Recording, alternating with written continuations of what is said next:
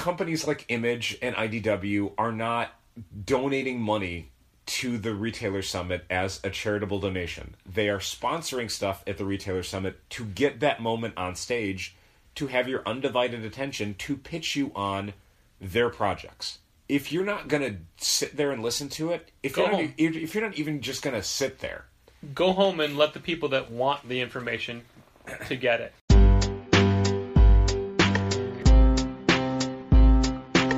Come on and visit for any occasion. Don't keep patting down waiting. Comics and conversation. Keep the conversation moving along. Keep reading comics, keep your local store strong. If it's hard, then it's a job for the challengers. Comics and conversation, y'all. From Challengers Comics and Conversation in Chicago, this is Contest of Challengers. And now, here are Patrick Brower and W. Dal Bush. Dal, we're going to dive right in. This is a big episode. This is a big episode of Contest of Challengers, a comics industry business podcast on the Yak Channel Podcast Network here in Chicago. All true. And speaking of Chicago, a lot of things happening. A big week for the comics industry, a big week for entertainment and publishing, and for sure. We've got a lot of first-hand experiences to share. So I'm going to dive right in. And I just came from an event, as you well know. It's a convention hall where booths are set up. Yeah, I can see the wristband from here. Yeah, I got two. I got two. People showcase their wares, and they try to get the general public interested in what they're doing. Yep. And of course, I'm talking about BaconFest Chicago. Sure, okay. Yeah. Couldn't really read the wristband, but it makes sense now. Sure. It's amazing. It's like a comic convention, but it's for bacon. And it's dozens of different restaurants that's set up. And there's 3 different seatings. I say seatings, but you stand.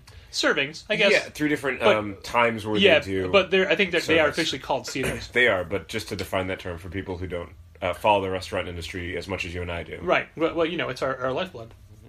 And this is an industry podcast. Yeah. Not that industry, but still. And unlike a comic convention, it's a different round of vendors every sitting. Cool. So this is my second time there, and it's a lot of standing, it's a lot of walking around. It's also a tremendous amount of eating. Now, here's what I've learned. This is my personal con experience, and I'm gonna share it with anybody who wants to go. First and foremost, use the buddy system. Have a buddy. Okay.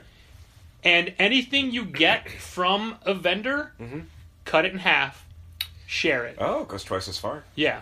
It's a fool's errand to try to eat one of everything from everybody. You'll die. Okay. Second piece of advice, bring an arm plate. What is an arm plate? They're called picnic plates, but they are plastic trays that have a handle that you hold and it rests on your arm, so you can put all of your foods and beverages and have something to hold. Okay, I saw this on the counter outside the studio in the kitchenette area. Yeah, I literally came right from BaconFest to here. And when I saw it on the counter, I assumed it was some sort of like pet food dish. I didn't know what it was. I'm like, oh, this is like where the water goes and this is where the food goes? No, that's... Why would Patrick bring this to the studio? That is the Infinity War Captain America shield. It's the new shield he's got. I saw some people, not at BaconFest this weekend, at a different show, dressed up as Captain America from the movie with the new shield. I think I know what show you mean. We'll get to that in a second.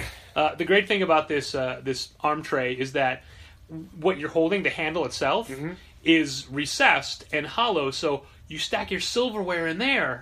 It has a drink holder in this area, and America figures out a way to never stop eating. God they sell a thing at the gift area at the merch table for BaconFest, which has a central reservoir and trays along the side, but it looks like a glorified chip and dip container, and it doesn't have a handle. Okay, that's bad. Right out. I saw a guy who had one. He'd put a hole in it and a string around it, so he wears around his neck. Jesus. Mike and I have figured out, our good friend Mike Lee, have figured out how to modify it with those climbing hooks. You know, those, they've got a name, I can't remember. Crampons? Okay, if that's the name, I don't know. I'm pretty sure it is. Like the things that you would, when you're climbing a mountain, you'd poke it into the rock to pull yourself up? No, those are crampons. What you clip that hooks you onto the rope while you're climbing. Carbiner? Yeah, carbine hooks. To put those on it so you can just hook it on your belt loop when you don't want to carry it. Sure.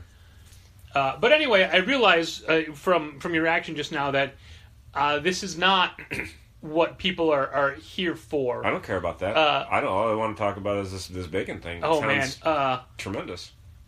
Leaps and bounds above last year. Okay. Loved it. And so people should put it on their calendar for 2019? Yeah. I mean, it's expensive. It's once a year, right? Like, yeah. It's okay. I believe it's always the first weekend of April. Unfortunately, half the time it's always C2E2 weekend, but that's the other show. Yes. I was at that one, so we can talk about that. No, that's not what we're talking about. We're talking about the other 2-night event that saw a gathering of fans together in one place celebrating something they love. And that includes me, and that includes you. Mm-hmm. And that is obviously, because BaconFest was the wrong thing, that's what people wanted to hear about. No. Definitely what people tuned into this for is to hear about Richie Kotzen. Sure. Richie Kotzen, guitar player, had 2 shows in Chicago and the Chicagoland area, back-to-back, Thursday and Friday, and I went to both. Mm-hmm. You came to the first one. I did, yeah. I was there for a few songs. Yeah, it's not your chosen type of music. Not but the genre, but I wanted to support my pal Patrick, you're a sport. who was excited to go see Richie Kotzen. You're a sport. And I did not want to do anything that would cause him to change his mind on doing that. How do you feel about what you saw on Thursday night? I think he's very talented. It's not my genre musically, but I understand why people like it. How do you feel... I'm sorry, not how do you feel, but what was your... I feel terrible, which we'll get to in a minute. You sound terrible. Thank you. What was your opinion of the enjoyment of the crowd? They were all very excited about it. The crowd seemed receptive to me the Thursday night show. And would you describe, or do you think it's safe to say that the crowd was electric?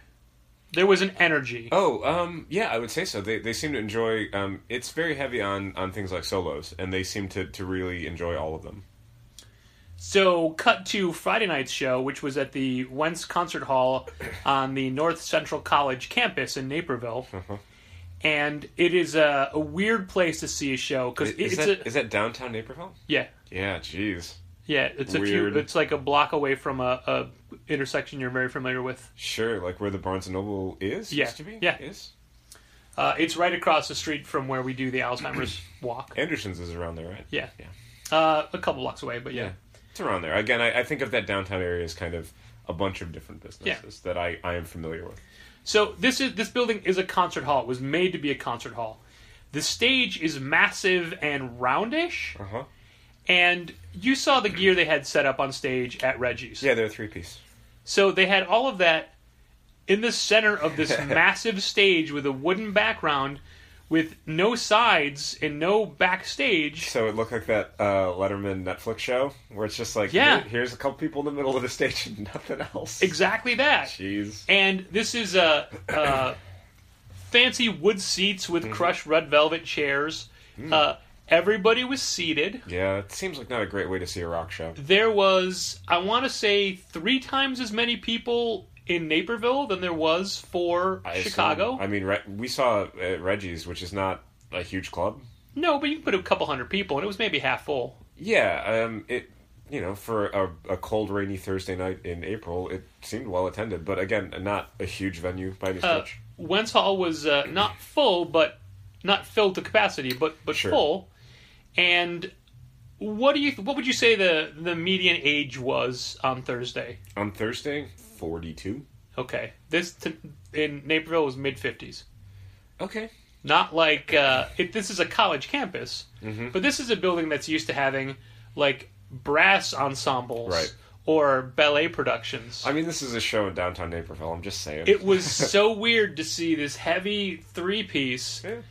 Play in this sterile, almost church-like atmosphere. How were the acoustics, at least? It was fine. Okay. Not great, not bad. I feel like that would have been its strength, is it's better designed acoustically than any rock club. Yeah, but the Reggie's being so small, the sound is there and in your face. It was. This wasn't. Yeah. And we were closer at Wentz than I was at Reggie's. Uh-huh. And the weirdest part is because it's just an open stage, all the sound and like the engineer and everything is off to the right. Mm-hmm. So when it's time for a drum solo, Richie just walks to the side and stands there. You see him the whole time. Okay. Like, he has a bottle of water, takes a couple drinks, and he's just watching the show like everybody else. All right. There's no mystique to it. Jeez. And there was no energy to the crowd. Yeah, I mean, you're sitting down in a sterile place that you're meant to more appreciate music than interact with it, viscerally. There was one or two Winery Dogs t-shirts, a couple of, 10, 12-year-old Richie Kotzen concert shirts from the past, which was cool to see. Yeah. There was the woman in front of me kept getting up to dance by herself, but it wasn't like metal dancing. It was ethereal, like she's listening to Enya dancing. Sure, okay. And a lot of finger pointing to the air and wrist twirling. Was her mojo rising? Or? It may have been. So it's weird because Kotzen was spot on. He was great. Sure. He was. There were some technical issues. He was having problems with his ear monitors and one of the pedals. Oh, that's too bad. And a cymbal had to be replaced mid-song kind of thing. Yeah. But if he hadn't called the cymbal, we saw happen because I saw the drummer trying to get the tech's attention. Sure. But the other problems he was having, he didn't call him out. We wouldn't know. Right. The only thing for me is that the set was identical, save for one extra cover song. Okay. They did, at request for someone, they did a cover of Hall & Oates' Sarah Smile. So about midway through the show, you're like, this all sounds really familiar. Well, I mean, so I knew it was coming next. So, also, the fun thing about Wentz is they're photos and video are encouraged, please. Okay. Take as much as you want, tag us in them, blah, blah, blah. So I'm like, Faster's coming up. He's got a great solo. I'm going to record that. Cool. So I did. I did a couple things like that. So back-to-back nights with Richie Kotzen. He's a phenomenal guitar player. I wound up buying Salting Earth CD the second time, even because I have it digitally. Sure. But now it's on rotation in the car. Now you car. can listen to the car. It bumped Fozzy. Ooh, only temporarily, one assumes. Those are BaconFest and it's a big week. Kotzen. And I mean, there's obviously one more big thing. Thanks for listening. I'm sorry. No. There's still one more big thing, but it's WrestleMania and it hasn't happened yet. Oh, all right. So we can't talk about that till next week. Sure. Although I did my picks today, and there are 14 matches. Oh gosh. Yeah. So I think it starts at 11 a.m. And for somebody, Ring of Honor's Wrestle Card of Honor is happening right now. Yeah. And earlier today, a milestone achievement was unlocked in the world of professional wrestling. Marty DeRosa had his first professional wrestling match. I saw the promo for it. It was real strong. His outfit, his singlet, is a copy of what Colt was wearing. But instead of Cabana on the side, it says DeRosa. Sure. And instead of the front, instead of saying boom boom, it says boy wrestler. Okay. It's pretty great. Cool. I'm very excited. Obviously. And they say there are no second acts in public life. Right?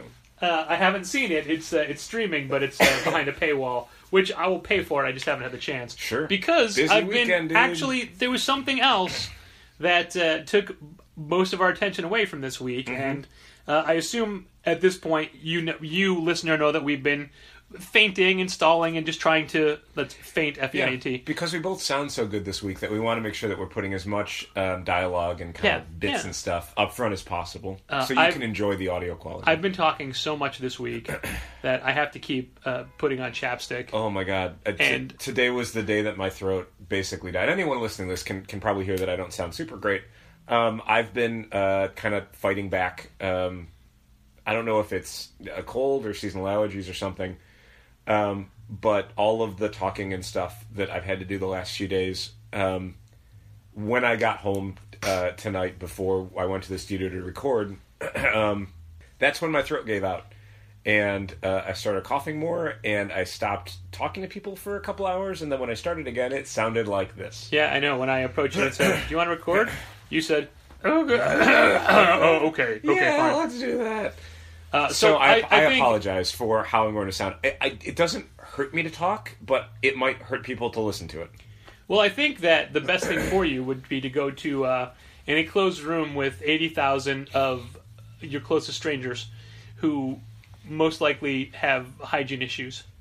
And expose yourself to all of that. I don't know that it's an illness. It because it's the first week of April, it might just be seasonal allergies. And I haven't felt bad, quote unquote. It's just been, this feeling like, oh, this is congestion and maybe a throat thing, and I should try and get more sleep, which then I proceeded to not do in a very serious way. Well, you can't, because we were so busy at, that's right, the Diamond Retailer Summit. Yeah, that was our lead-in to C2E2. Our C2E2 weekend as comics retailers is a very long one, because for the last few years, Diamond has been doing the Retailer Summit in front of C2E2. It used to just be kind of a Friday morning breakfast where they go over some stuff that, Diamond news and Diamond Select Toy stuff and whatever. And you get a little bag of stuff from Marvel or DC or whoever got together to help sponsor the event. But then, starting I think last year, Yep. they started to do a Retailer Summit in advance of C2E2. So C2E2 starts Friday and runs through Sunday. The Retailer Summit starts Wednesday night, but the programming and stuff starts Thursday morning. Yeah, Wednesday night is that's when you check in, then you register. Yeah, the meet get and your greet badges, section of it. But it's all like a party. Yeah, it's all because the Retailer Summit portion starts very early on Thursday. It starts at 8 a.m. on Thursday. Most people who attend from out of state fly in Wednesday, so that way they've flown in, they've checked in at the hotels around McCormick Place, and then, they've got a Diamond-sponsored meet and greet thing they can go to with other retailers. This year it was a tiki party. It was, yeah. Unfortunately, we had... I say unfortunately, but I feel like our thing was better. We had spent time with some of the... We'll get to them. Okay, I wasn't going to say who, but okay. I was just going to say we spent some time with some out-of-town visitors, and we went out to dinner with them, and that was... no offense to anyone who went to the tiki party. For me, substantially more fun than the tiki party. I think it's substantially more valuable to us in our job. I think. Because all those people that would be at the summit the next day, and we talked to them for the most part. But anyway. I will tell you personally, Dal, talking to you. Patrick. I did some research today, and I feel that there's certain things that we've experienced that we may not necessarily be allowed to discuss. So, since I know what those things are and aren't, I may at some points rein you back a little bit.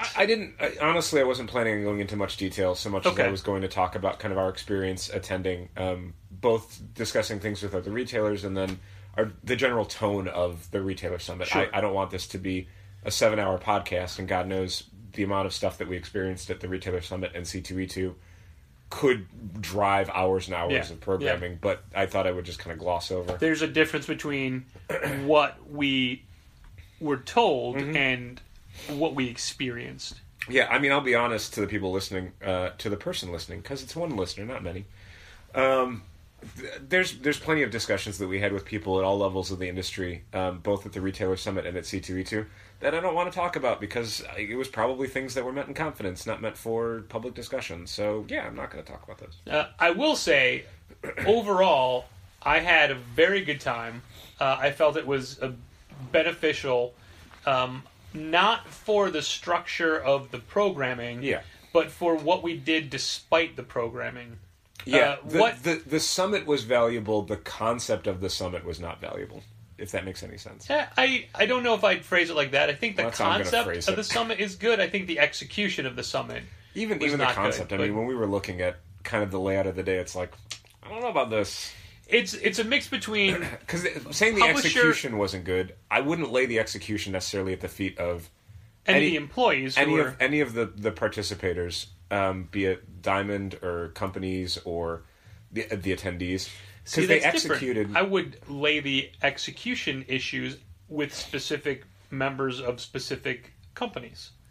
Yeah, I mean, there's things that could have been structured better and things that maybe were either less helpful or were, depending on which retailers you talk to, outright fallacies. But I think in general, like the way the Retailer Summit works, if anyone's listened to the Comics Pro episodes that we've done... Yeah, from a little over a year ago.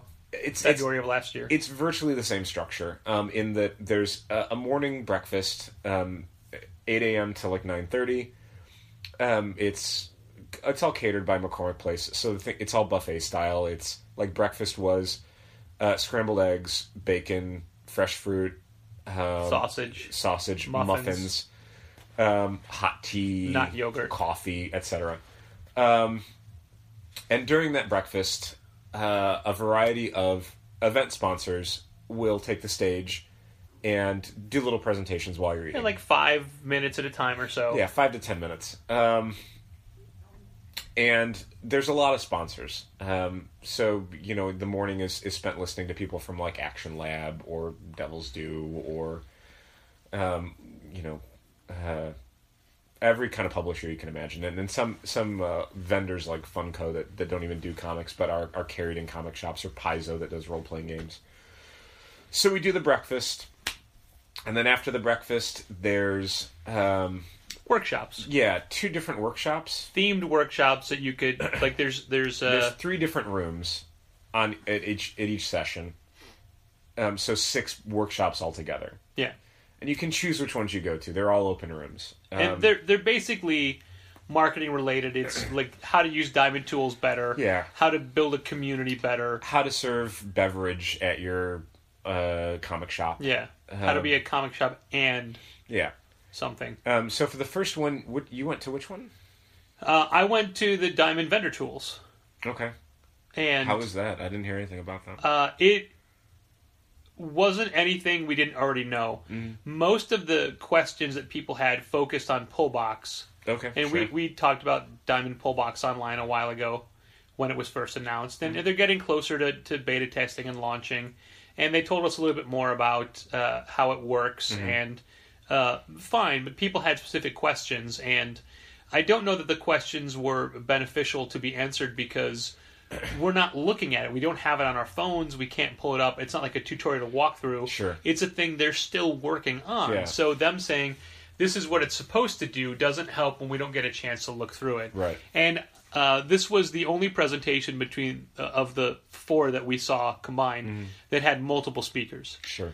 And normally that's beneficial, but ultimately the things that they were talking about wasn't anything new for us. Right. We don't use everything that Diamond gives us to use. Like, we don't print their sell sheets. Right. But we're aware of it. We're aware of it, and we know how it works. We choose not to use it. And like, we know that every week we can check the vendor tools, because Marvel and DC and Image, they change what's available with tools. And vendor tools are just like, here are logos you can use, or here are pre-made ad slicks you can use, or... here's different ways to help sell the merchandise. And we're aware of those things. And there are things that we choose not to use or to look at or what have you. But we're aware of it. And I didn't come away with any type of, oh man, we should totally do that moment. Yeah.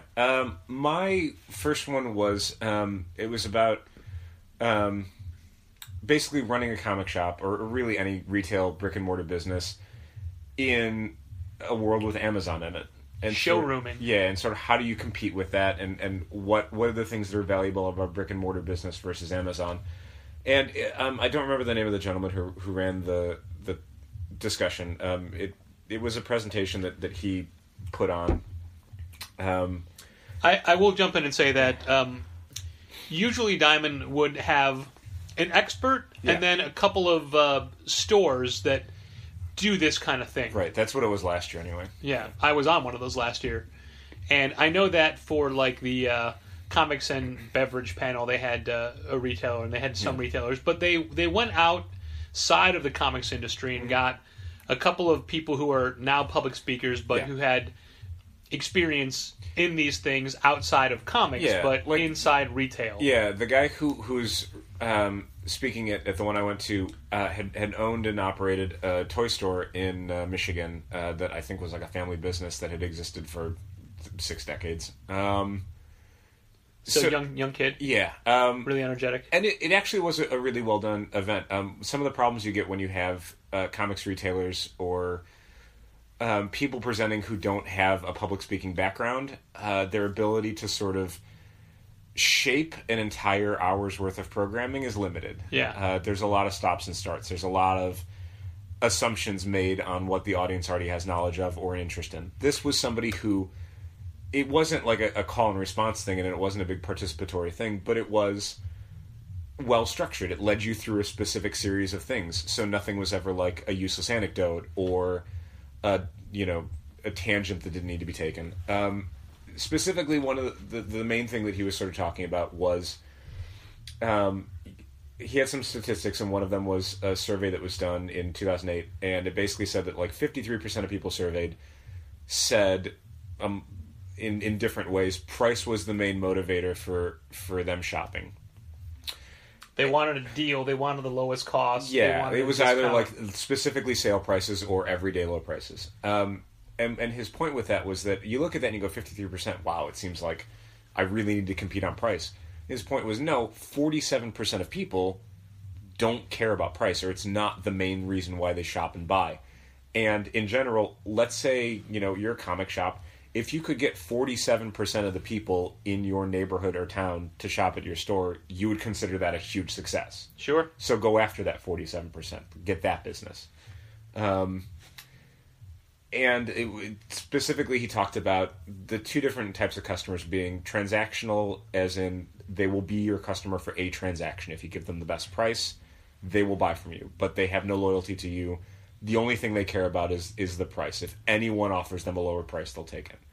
And then relational customers, which is someone who forms a relationship with you or your store, and they don't shop around. They go to your store and they will buy what you have. And it's all about serving that relational customer and kind of not ignoring the transactional customer, but, making it a thing where you're not chasing them at the expense of someone who's maybe more valuable to your store over time.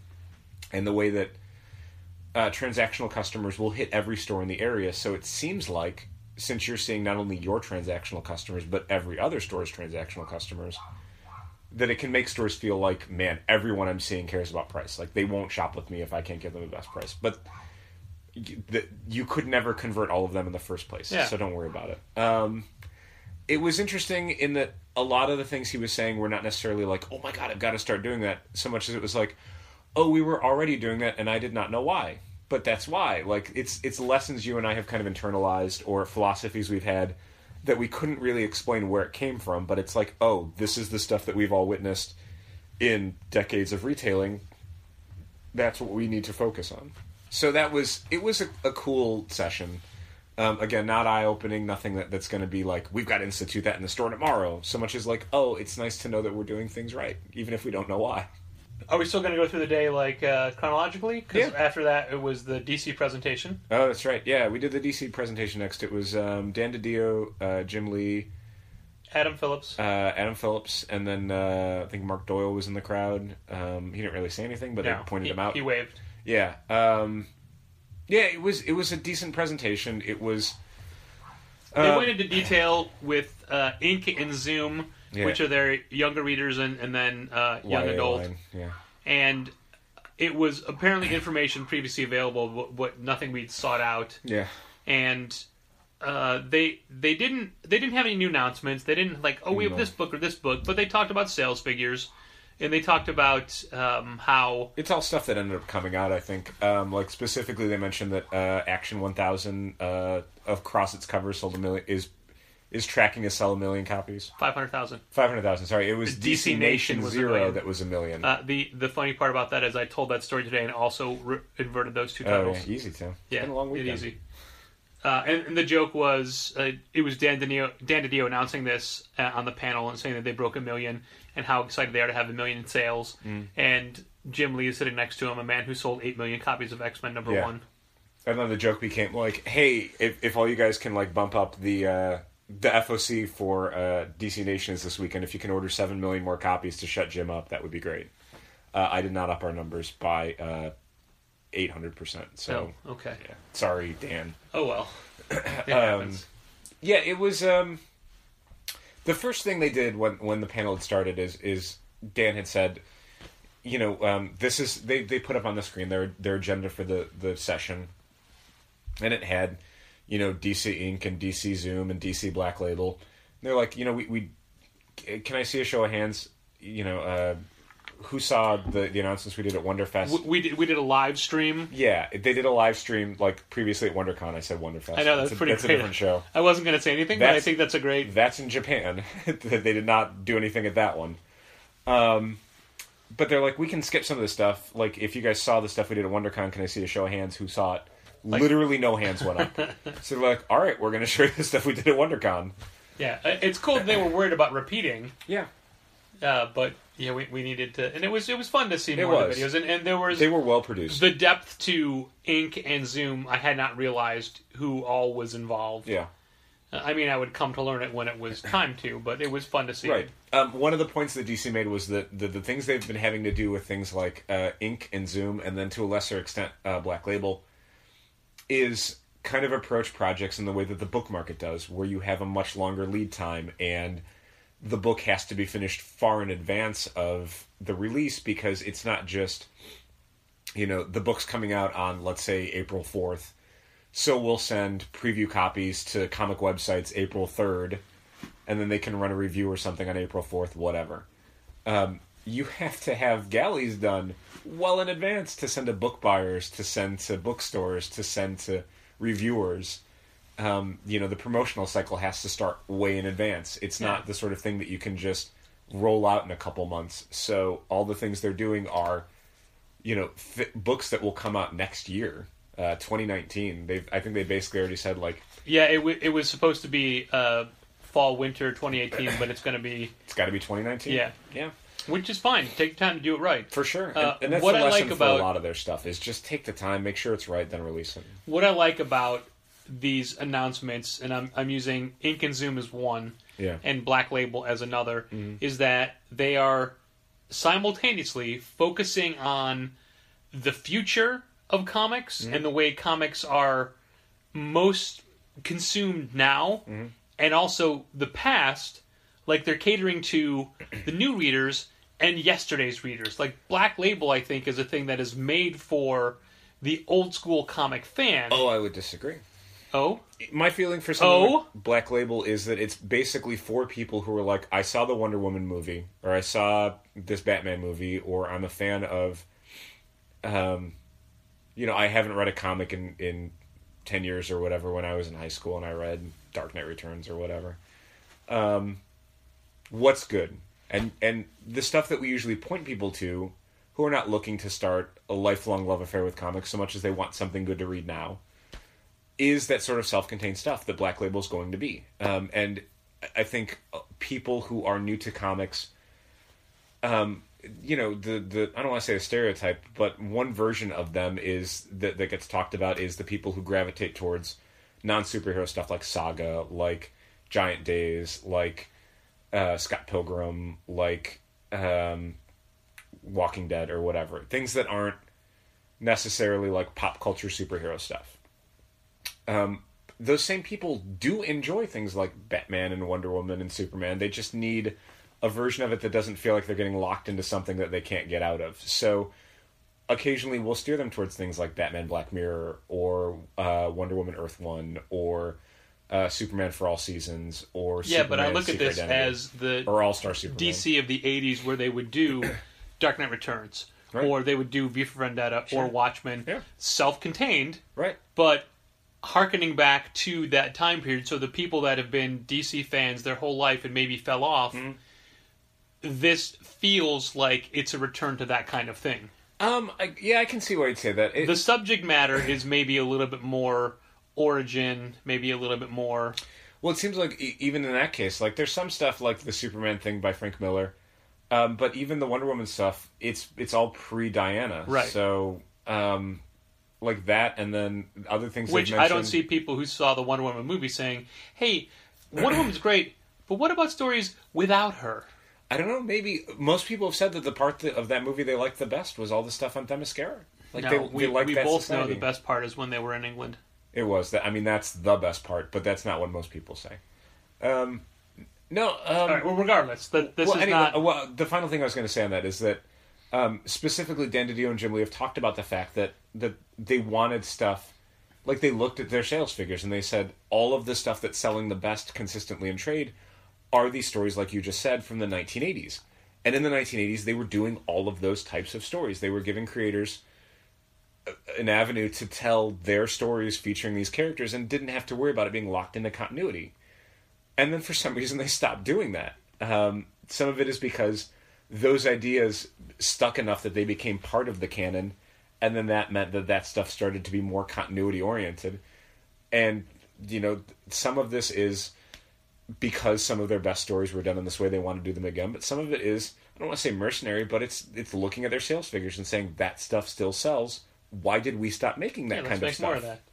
Yeah, I like that we can each use the same examples to back up our completely opposite viewpoints. It's true. That just shows you how diverse that material is going to be. You can read a lot into it. Anyway, so after DC was the second thing of retailer workshops? After DC was lunch. Was it lunch? I don't remember. It was lunch. Was it lunch? Okay. Which was more presentations from smaller publishers and whatnot. And I think we'll do a blanket review of how the presentations were presented. We'll talk about them at the end. But later. During dinner. But I mean, we're not going to do each Oh, no, company. I don't remember most of them. Yeah, and that's part of the problem. Uh-huh. Then the next workshop where I listened to a gentleman who used to own a bookstore. He stopped owning it a year ago, and now he's a public speaker. But it was, I thought it was going to be how to turn your store into a community and how to work with the community. And he has it broken down by neighborhood, community, something else, and then city. Like the circles get wider and the different outreach. And he was a decent speaker. He had a well-researched presentation. He had a lot of visual aids, but it wasn't so much a how-to as you should do this. Oh, okay. Like you should build relationships with other businesses. And he would give a few small examples, but it wasn't, let me show you how you can do this. It was let me show you that you should do this. And I abandoned notes, and I just kept, because all of his slides were building with the points, so I waited until he was at the last point and just took photos of that. Yeah. And then I look over it, and it's very general information that could be summed up in a sentence as opposed to the amount of time he went through. Sure. And people would have a question. He would say, well, that's a very good question. And his answers were methodical and complete, but very slow. And again, it wasn't a bad presentation, but it is not what I was looking for. I didn't walk away saying, oh, that's interesting. Right. There was a phrase he used that I can't look at because my notes are on my phone, and that's how we record. But he had an idea that may work for us is, and I'm only telling you this because you haven't heard of it yet, is selling gift certificates at a discount to charities for them to resell to make the difference up as money for them. That's interesting. And the percentage off was 12. Okay. So you sell, let's say, a $100 gift card, which obviously you wouldn't sell a $100 gift card, but you'd sell it for $88 to this charity, and then they have it for the full $100, then they can sell it to somebody who then can get a deduction for giving to the charity, and but there's a term for that, and it's a way to do it in bulk. So you would sell, like, 20 $10 gift certificates to this charity kind of thing. The panel I went to, they actually had it was the same guy who had done the first workshop, but he had an interesting idea that I don't think we've talked about. The one of the things he did was he would get hit up by different charity groups looking for donations. I need to write him a check or give him a gift card or whatever. And eventually, like, he would give them the same amount every year. And one year they're like, what can we do to get more? And he's like, okay, here's an idea. You guys have a monthly meeting. All the members of your group get together and you have a meeting. And you have it at like a coffee shop or a restaurant or something. 1 month, have it here. We close at 7. You can have the store from 7 to 9. We'll put out snacks. We'll put out some drinks. During that meeting, anything that people buy, we will give you 5% of what we make. That's cool. Yeah. Ironically, I have something to discuss with you later related to the ALA, which is really similar to that. I saw one of the emails. Oh, okay, because... I saw one of them, so I don't know if I saw all of them. Was it Amy's? I saw one of Amy's, yes. Okay, because I had... I was up very late last night. Sure. After I had to go back to the store and do a whole bunch of work, way more than I thought I would. Yeah. And then I came home, and while it was still fresh, I did all of my follow-up emails to the show. So anybody's business card I got, anybody that we had a conversation with, okay. I thanked them for their time, said what we got out of it, but I thought Amy had responded directly because our previous conversation was the joint email address. I thought this one was directly to. So did you get the picture email as well? Yeah. Oh, okay. Then you saw what she said. Yeah. I think it's a great idea. Sure. I'm totally down for it. I'm happy to give it a shot. But Yeah, for sure. I thought the charity one was an interesting idea. I mean, I don't know that it works really well for a lot of the groups that approach us. Yeah. But occasionally there's one where it's like, basically it's the same way that Chipotle and places like that will do a thing of like, is if we think this is a good fit, your organization and our organization, then we have a day you come in. Anyone from your organization who buys something gets, if you want to drum up that business, like if you want to get people to come into the store to get a piece of a much bigger pie, that's fine. We'd love that to happen. I think that's a strong idea as far as helping the community and, not just digging into our own somewhat limited pockets. Right. So we're not charging them to have their event with us. We'll provide minimal things and give them money from the purchases. And I would do more than 5%, just FYI. Yeah, I mean, I don't know if I remember the number he gave, but okay. I mean, you could make it whatever you want. Sure. You could make it 10% or whatever. I think that was an interesting idea.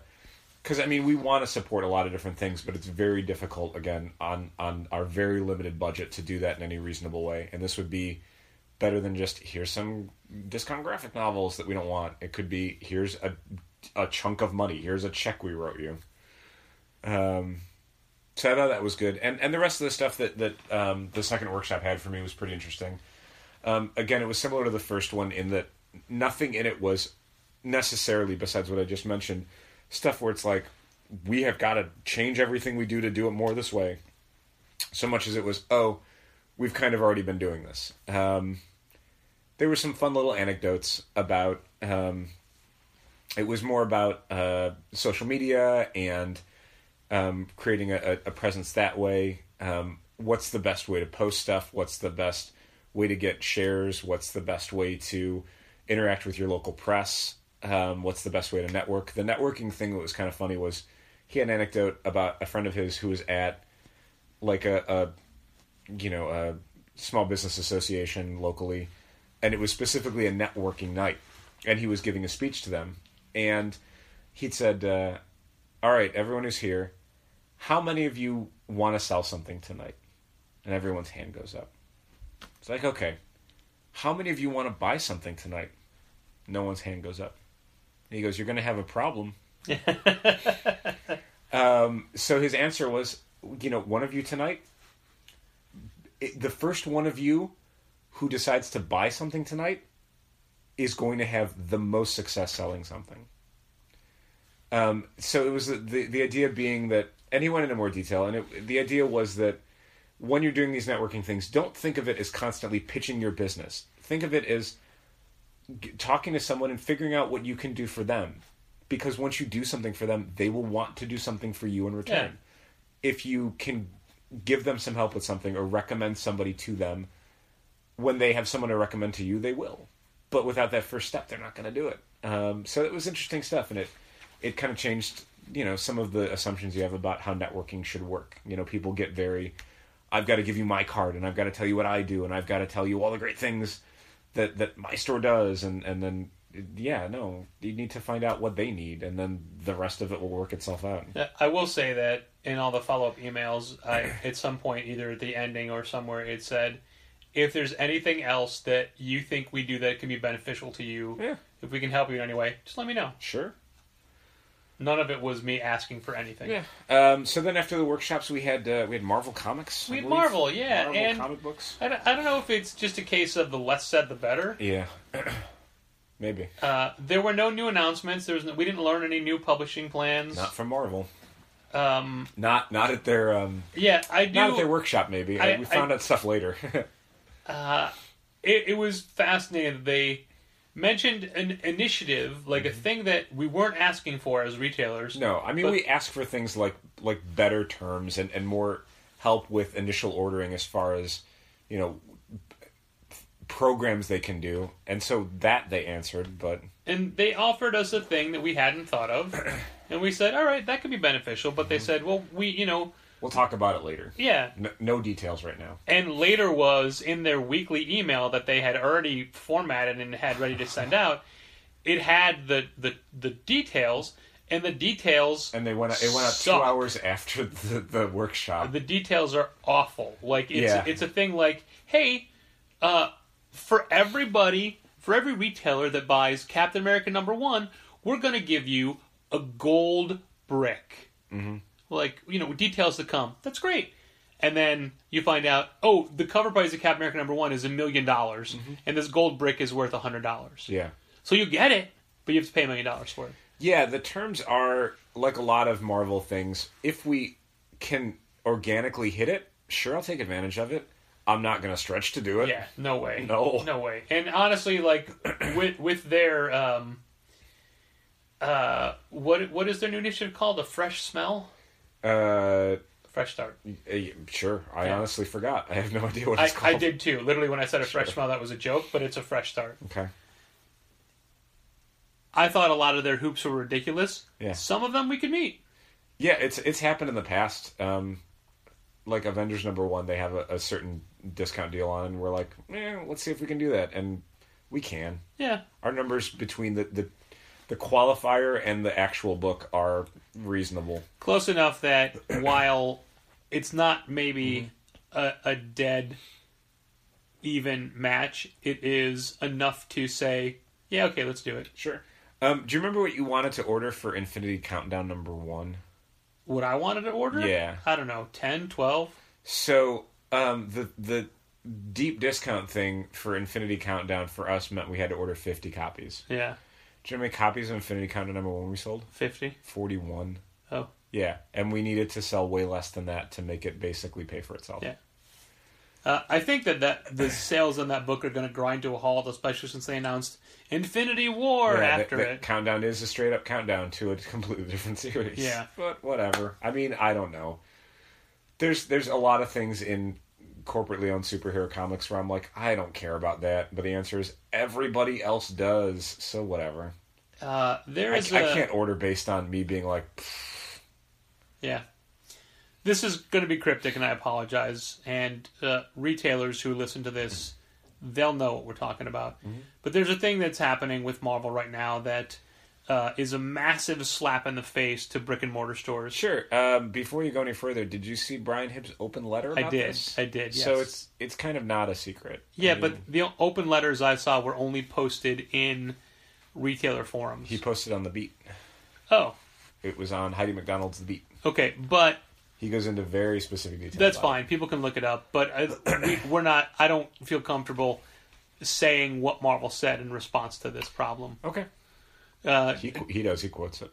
Wow. All right. Well, I'll be brief then. Okay. For the last 5 weeks, every Wednesday, Comixology is selling that week's Marvel comics, graphic novels, and trade paperback collections. Collected editions, yeah. For 99 cents. Yeah, no matter what the cover price is of the page. $25, $30, $35, $40, 99 cents. And they've been doing it consistently. Yeah. And retailers... The first time people saw it, it was like, oh, this must be some sort of flash sale. They do these occasionally, super deep discounts. But then they were doing it every single new Wednesday. And retailers say, hey, Marvel, what's the deal? Why are you doing this? And Marvel's response is basically, hey, we don't know. It's not us. It's Comixology. It's their doing. We have no control over it. We're trying to figure out why. We're really sorry. Yeah. And no one believes that. No, for a variety of reasons. And one of the main reasons is another publisher who will remain nameless contacted me and said, were you at that Marvel presentation? Mm-hmm. Is that what they said?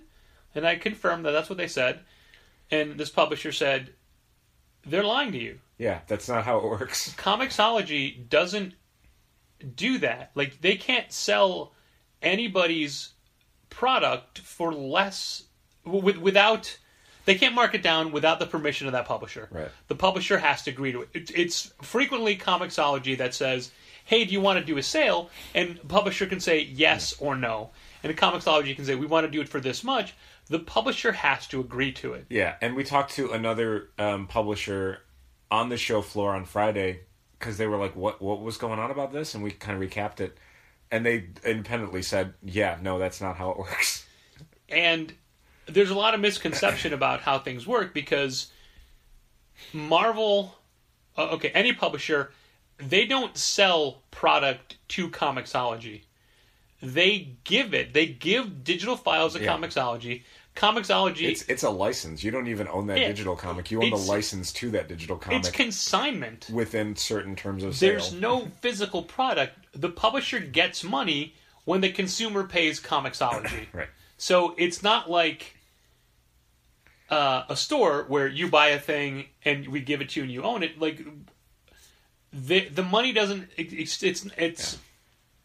Marvel only ever gets their cut when something is sold. And above and beyond that, there were the bigger questions of, okay, so if this is the thing Comixology's doing, why aren't they doing it for DC Books? Why aren't they doing it for Image Books? Why aren't they doing it for all these other publishers? And it's not like they asked those publishers, and the publishers said no. They never asked them. Why just Marvel? And if it is, if they can only do it for Marvel, why are they doing just graphic novels? Why not do it for their new comics for the week? If you want to gain market share, if you want to pull people into the Comixology ecosystem, then make all of the Marvel new comics for the week 99 cents. But they don't. It's just the collections. And it's so all everything's sorts very of weird.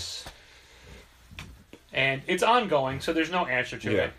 And that was Brian Hibbs's point. Was the other thing is we've been looking for weeks and we haven't gotten an answer. It's like, how is that possible? Yeah. How is it possible that Marvel Comics, a division of Walt Disney Entertainment, cannot figure this out? Like, they're so, the one lawyer that the entire organization has is like, I don't know who to call. Like, come on. So yeah, it's suspicious in a way that certainly doesn't paint Marvel's current leadership in a very good light. But besides that, the Marvel presentation was weird. It was a very fan-focused presentation. They had Jason Aaron on the panel, and everybody loves Jason Aaron. They did not have David Gabriel on the panel, which was a very smart move. They had C.B. Cebulski, who a lot of retailers were very excited to see, and they let him know it, and they were grateful to see him there. But the panel was lacking detail, basically. Instead of going into specific publishing plans or market initiatives or sales tools that retailers could use, it was just, here's the books we got coming out over the next few months. Here's pages from Avengers #2 or whatever. Yeah, and honestly, that's the complaint we had for the majority of these publisher presentations. Yeah. We are at an industry event, and we are salesmen, and these are people with new product. And what we want out of these meetings and out of these publishers, especially when talking to their marketing people, is advice on how to sell this, who they're pitching this to, who they try to reach, what we can do to work together to do it. What we don't want is them to say, we have a new book called Stupendous Man coming out, and in it, Stupendous Man stops a bank robber and goes on a date with his girlfriend, and at the end of the issue, he's confronted by a villain from his past. We think it's really exciting. Yeah, the summit isn't taking place in 1987. The most important thing that happens during a Marvel panel shouldn't be like, oh, Spider-Man's in this issue. That's not a big enough deal. Like, that's not the problem with the industry is who's guest starring in a comic book. It's like systemic problems with the industry that need to be addressed before we all go out of business. And don't tell us what is already in previews. We've read previews for the month. Yeah. Or we're going to read previews. We don't need you showing us the same art that's in previews, the same copy that's in previews. Yeah. Don't just tell us what you have. Tell us why you have it. Tell us who it's for. Tell us how to reach them. Yeah, retailers paying, hundreds of dollars across multiple people showing up from one store or one chain of stores to attend the summit. That money is not best spent listening to people tell them what's in a catalog that they have to order from. And what's more, those publishers have to pay for that time. Mm-hmm. They're paying a lot of money to be able to address this many retailers in one place. Those eggs don't scramble themselves. Nobody is... let me take it back. Most of these publishers are not using their time wisely. Yeah. So many of the people are bad at public speaking. And, it's one thing if it's a vanity project and you're the guy who signs the check and you want to talk to people. Fine, no one in the company can stop you. But when your job is marketing and outreach and dealing with retailers, you have to be able to string sentences together. You have to have passion in your voice. You're selling us so we can sell your product, but more than that, you're helping us sell it. Telling us what your book is about doesn't help us sell your book because we already know that. Or tell us something about it we don't know that isn't in the solicitation. Don't just say, I'm really excited about this book, because you should be. You shouldn't be putting out books you're not excited by. You shouldn't think, well, this book's a piece of shit, don't order it. Yeah. But when you like everything equally, that doesn't give us a good gauge. No. But for the love of God, this is a marketing seminar. Treat it like that. Yeah, for sure. How many good speakers did you listen to over the course of that day? 3 or 4. Yeah, there were some good ones. There were. I'd agree. Jesus, one of the best people was the last speaker, was Scotty Young. And that guy just got up and talked from his heart. He didn't have a speech ready, but he didn't talk down. He was having a conversation with each person individually, and he was talking like you would talk to your friend at the bar. Yeah. So after the Marvel presentation, we had lunch, and then it was a 3-hour block where there were basically 2 rooms set up where every participating company, sponsor company, had a little booth, like a little trade show, where you could go around to each booth and talk to people and see their products and whatever. And in general, that's the part I like the best. Yeah. Because that's the part where you have what you need, which is you can go up to a publisher, they can pitch to you specifically based on what information you need, and you can give them a response that's direct and that addresses what they're saying and what your concerns are and what you need. And when we did this at Comics Pro last year, it was everybody talked to everybody for 8 minutes. Yeah, it was like speed dating where you go around different tables. This was talk to who you want to for as long as they let you. Yeah. The thing I disliked about it is not a problem with the publishers and the companies that were there, so much as it was part of an overall kind of embarrassment about the retailer class, where what's valuable to me in those interactions is, again, talking to someone in their marketing department, in their sales department, about, what is the book, who is it for, what are you doing to promote it, what can you do to help me sell it. The things that are not valuable is what dumb thing you're giving away, or honestly, who's signing at your table. Like, I love Image as a company, and I like a lot of the people that work there. The things that I want to do at Image's table is talk to Jeff Stang, is talk to Corey Hart. I don't need to get a signature from John Layman or... It's Corey Murphy. No, it's not anymore. Oh, really? Yeah. Oh, man, Corey Hart is Sunglasses at Night. I'll wear my sunglasses. That's her name now. I didn't know she changed her name. I didn't know that. It's on the most recent email. I'm sorry, it made me laugh because you said Corey Hart. Because when I saw her badge, I'm like, I don't think I've met Corey Hart. I've met Corey Murphy. Wow. Okay. My apologies, Corey Hart. I assume it's the same person. But I'm not apologizing to the singer. No, I believe you. I believe you. No, I just want to. You don't get that wrong. Here we go. Corey Hart, Director of Sales. Okay. Yeah. Wow. Anyway, I didn't, because I just recognized her as Corey, so I didn't look at her badge. I looked at the badge and I went, that's really funny. Hart. Wow. I apologize to again, just to Image's Corey Hart, not to the singer. But anyway, I want to talk to Jeff Stang and I want to talk to Corey Hart. I don't need a signature from a creator saying I'm very excited about my book. Once again, my assumption is that you're excited about it. It's creator-owned title. You had best be excited about it. That said, it's a little different for Image because, so much of what's being sold is the creator instead of just whatever. But that's the valuable interaction for me is talking to salespeople and marketing people. It's not being given some dumb trinket or standing in line for a cardboard box or whatever. And so much of what I saw from retailers at the summit was how quickly they were swayed by a shiny object, by something they could flip online. And I get that a lot of the things that retailers are looking for at this sort of event is some way to defray costs. It is expensive to go to a different town, to fly in, to get a hotel room, especially in Chicago. So the summit has a lot of cost built into it, and a lot of the things that you're being given by publishers is a scarce item or a rare item or a unique item that you can sell to make up the cost. Something that they made just for this event as a way to get more people to come because they know that they care about that kind of thing. But there are things you're automatically given that you don't have to go to any trouble to get that will cover a lot of those costs. The kind of going above and beyond, the kind of grasping at anything that's in their field of vision, the hungry hippos of it all, was so disappointing. And it something like the Retailer Summit,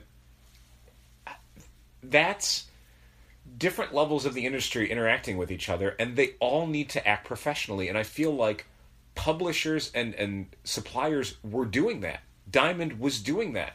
Retailers clearly thought they didn't need to do that, and you're so wrong. Retailers showed their true colors, and we have a story that's coming up that really illustrates it. After the 3 to 6, it was dinner time. I think.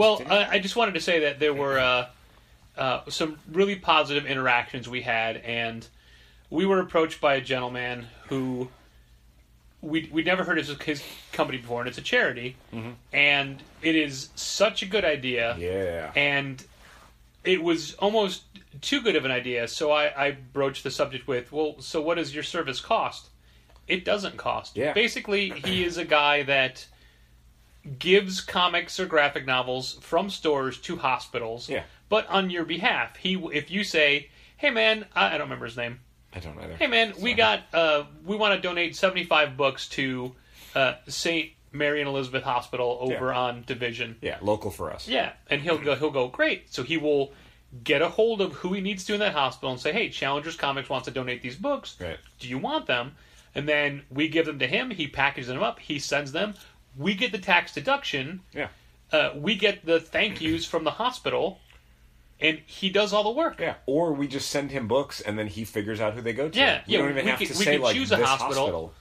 And he doesn't want anything from us but books that we don't want anymore. Yeah. So we're like, that sounds awesome. We're definitely going to do that when we're back in the store. And this is a guy that his whole presentation was, like, in the beginning, it was a little over the top, like, hey, guys from Challengers, because we have badges that say who we are. I want to talk to the guys that run the most impressive store in Chicago, because it says Chicago on our badges. It was fine. And I'm like, all right. And I called him out. I'm like, I bet you say that to, like, everybody from Cleveland. He's like, yeah, maybe. I go, well, I hope you tell them that Challengers is the best store in Cleveland. But he's like, let me tell you about what I do. And he just started talking, and it was a guy having a conversation, and he, like, his passion comes through, and I was waiting for the other shoe to drop, and it didn't. Yeah. He never asked us for money or like anything like that. It was like, you guys got books you can't sell. You don't need them. Send them to me. I'll make sure kids get them. Sick kids. And I'll make sure you get the tax deduction. Yeah. That like his whole thing was like, man, this guy was great. Yeah. And I mean, there were several other folks that we talked to. I want to single out the folks at Valiant who were great. Adam and Mel were both really fun to talk to and receptive to what we wanted to talk about. Yeah, but here's the best part of that is all of my favorite interactions and conversations were outside of that room. Yeah, so a real quick aside. One of the things, and I don't want this to sound like I'm getting a swelled head or anything, even though my sinuses are congested and my head is probably actually swelling slightly.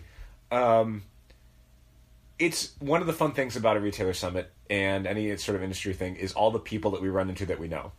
There was a point early in the morning, I think, during breakfast even, where I'm like, I need to get a soda. Yeah.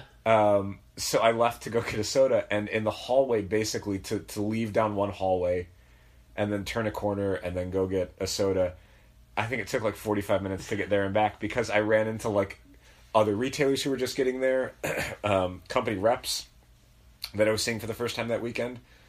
At one point, I finally rounded the corner, and I happened to see Alex from the CBLEF. Yeah. So it's just like, oh, now I'm talking to Alex from the CBLEF. Who's a good guy. He was great. I mean, it's all great, and it was all valuable, because none of it is just, I'm wasting my time. Yeah. It's all of that kind of catching up and touching base stuff is all valuable. That's all remember, valuable. that's why you never wanted to walk the show floor with me for that reason, and now you do it too. And it still happens. I'm gonna jump in for a second with something not from the Retailer Summit. And I can already tell from the length of this episode that we're most likely going to have to save our C2E2 stories till next time. I can keep going. I don't mind. All right. Well, today I worked at the store. Sorry. And we had Anthony Desiato from the podcast My Comic Shop History. Mm-hmm. He's doing a film documentary called My Comic Shop Country, where he's talking to comic stores. And because he was in town for C2E2, right. He came to Challengers. And he was there the entire day. And he interviewed me for a couple hours on camera. And we talked about a lot of stuff. But he was saying a lot of things that... Like, he talks to retailers all the time. We wind up knowing a lot of people he talks to. And he was relaying compliments that retailers had given us. Oh, gosh. And a lot of the things that he was saying, I felt were way too generous. Sure. And, like, using a phrase like tastemaker, I will never use. No. Because I don't consider us that. No, and I mean, you can never say that about yourself. Right. But even if everyone... It's like Eisner Award winner.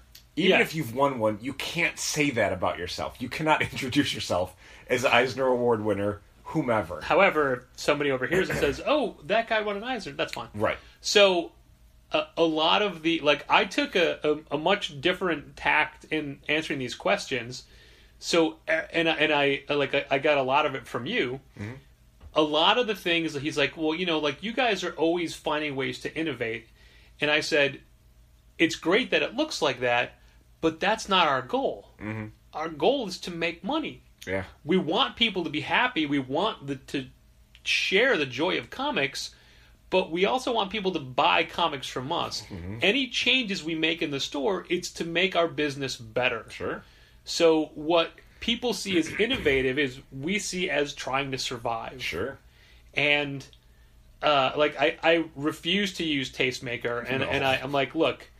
Or he had a big thing about the community we've built and all the things we do. Uh-huh. And I said, look, man, we love doing those things, but we don't do them out of altruism. We do them to make money. Yeah, I mean... If we set up at a library, it's to tell people we have a store, come to our store and buy things from us. Yeah, the community... I don't know that I would consider that the goal. That's the byproduct of hopefully running a good store, running it ethically, trying to create connections with people. And then if that grows out into a community, that's great. The whole conversation made me uncomfortable because we're proud of what we do, but we're not braggadocious, and we don't publicly toot our own horns. Or if we do, it's very tongue-in-cheek. Yeah. So I really tried my best to dial everything back. I'm like, look, we love what we do, but don't give us more credit than we deserve. Right. We're not, we'll help somebody in need, but we're a business. Yeah. Like, we do this to hopefully we don't make a lot of money. We've both seen retailers who have very over-the-top stories about lives they've changed and all that sort of stuff. And it's real funny. So we would never want to be those people who are like, today was the day I introduced someone to comics and changed their life. Like, you didn't. You sold a copy of Batman to a guy who came in. Like, don't freak out about it. I mean, there were a couple of fun anecdotes from the day that he was able to experience and work into what he was saying. Sure. But even those, I felt like I had to rein them in. Right, sure. Because I'm uncomfortable with that kind of... praise? Yeah, sure. It's rough. Yeah, and, like, it's one thing if I saved someone's life. Yeah. And they're like, you saved that guy's life. Yeah, okay, I did that. But I don't want to pretend we're doing things for other reasons than we're not. Sure. We legitimately, like... I don't say, hey, you should read Spinning because, like, ha ha ha, that's a $29 book. No.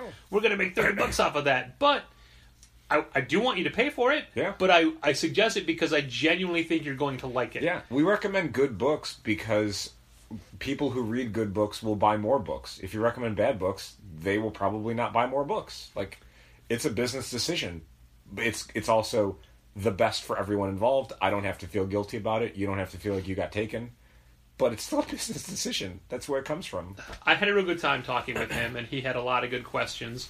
But this interview specifically, I don't have a problem talking about what we do or why we do this it. podcast, yeah. Jesus. Yeah. Okay. And a couple of times, Nothing we do is a trade secret. as I'm talking, I feel like I was getting away from his question. Sure. And, like, a lot of times I felt like I took too long to get where I was going. Yeah. And, it's easy to get out in the weeds on an answer on something. I've had it happen a couple times on this podcast or on interviews where it's just like, I know I started telling this specific story for a reason, or I started framing this analogy this way, and now I can't remember why. they had trouble lighting my glasses. So I'm like, I'll just take them off. And I was conscious the whole time of, like, I'm not wearing my glasses. I didn't need them to talk. But I'm thinking, like, that's not how I look. I'm when I envision myself, I have glasses on. I've seen the I was bookmark. not wearing them. Yeah. What's that? I've seen the bookmark. Yeah, exactly. Yeah. Well, which iteration? The only one we have now. And getting ahead from part of the con experience, I was on a panel, and one of the other panelists was Gina Gagliano from First Second. Sure. And Gina is amazingly smart and far more knowledgeable about the comics that she publishes and the ones she doesn't publish than I am. Yeah. And I love talking to her. She legitimately makes me feel dumb. Yeah. And which is great. I mean, honestly, that's this not because it makes you feel bad or right, whatever. But you don't want to be the smartest person. Which is a bonus, right? To be clear, sure, for you. You don't want to be the smartest guy in the room. You want to be the dumbest guy in the room so you can learn. Yeah, I mean, I want the people that I'm working with, like the publishers and stuff that are putting out books and coordinating things and giving me tools to sell books, to be way smarter than me. Yeah. I mean, I want them coming up with things that I'm like, I would have never thought about that. That's awesome. Or I can't believe you're doing this book. It's the best idea. I constantly think, specifically with Gina, like, why do you want to keep working with us? Yeah, right. We're so beneath you. But, I tell her that all the time now. She just got a recent promotion, and I teased her about not being surrounded by a cadre of assistants to keep her from interacting with someone like me. We just happened to bump into each other. She's like, let's go to the panel now. And it was early. Mm-hmm. So we were talking about it, and I'm glad we did because I misconstrued what the subject matter of the panel was. Yeah, so much. And every time that... Actually, it wasn't that different, really. Okay. But every time we ran into somebody... At the time, you looked gobsmacked. I did. Like you were having a reset to zero. I did. And I kept bumping into people, and I'm like, I would just be like, hey, I'm really sorry. I can't, like, we were into Mike Lee. I'm like, Mike, I'm on the way to a panel. And he's like, what's the panel? Gina? Because she could say what it was. Yeah. And it's, so I've agreed, it's how to con. It's basically, what do librarians and teachers get out of being at a comic convention? Sure. But I thought it was out of comics in general. Sure. But anyway, Gina was great because she and I were just having a natural conversation about our experiences up to that point.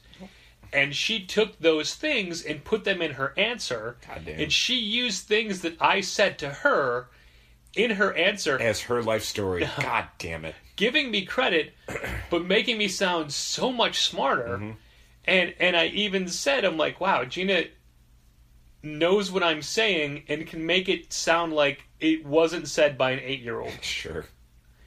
And there's a point, and I wanted to say this to the audience, but I didn't feel that it would come across right. But I just said it to her afterwards. I said, I want to be you when I grow up. Aww. You're amazing at what you do, and you constantly inspire us. Yeah. Like She's literally, the real deal. I said a thing, and then she said it back to the crowd, and made it make so much more sense. Yeah. Yeah, God, she's the best. Yeah. But anyway, that's a story for either later or a different time. Dialing it back, Thursday at the Summit, we do dinner, and Heidi McDonald at The Beat had a pretty fun write-up of, I think, the different meals, but at least she did dinner. The dinner presentations were each 20 minutes, and it was the bigger publishers. Yeah. And dinner was also 2.5 hours, whereas previous meals were 45 minutes. It felt like dinner was at least a week long. It went forever, and some of that is just... the event, the summit started at 8 in the morning. I don't know about most retailers, but the ones I talk to are not usually up at 8 in the morning. Our stores open later in the day. They're open later at night. Most retailers are not 9 to 5 employees. My alarm goes off at 8, but I'm not getting up at 8. Yeah, so, I mean, like, for example, Challenger's open 11 to 7, so if it's a day that I'm working the store, I'm not getting up until 9 in the morning. Yeah.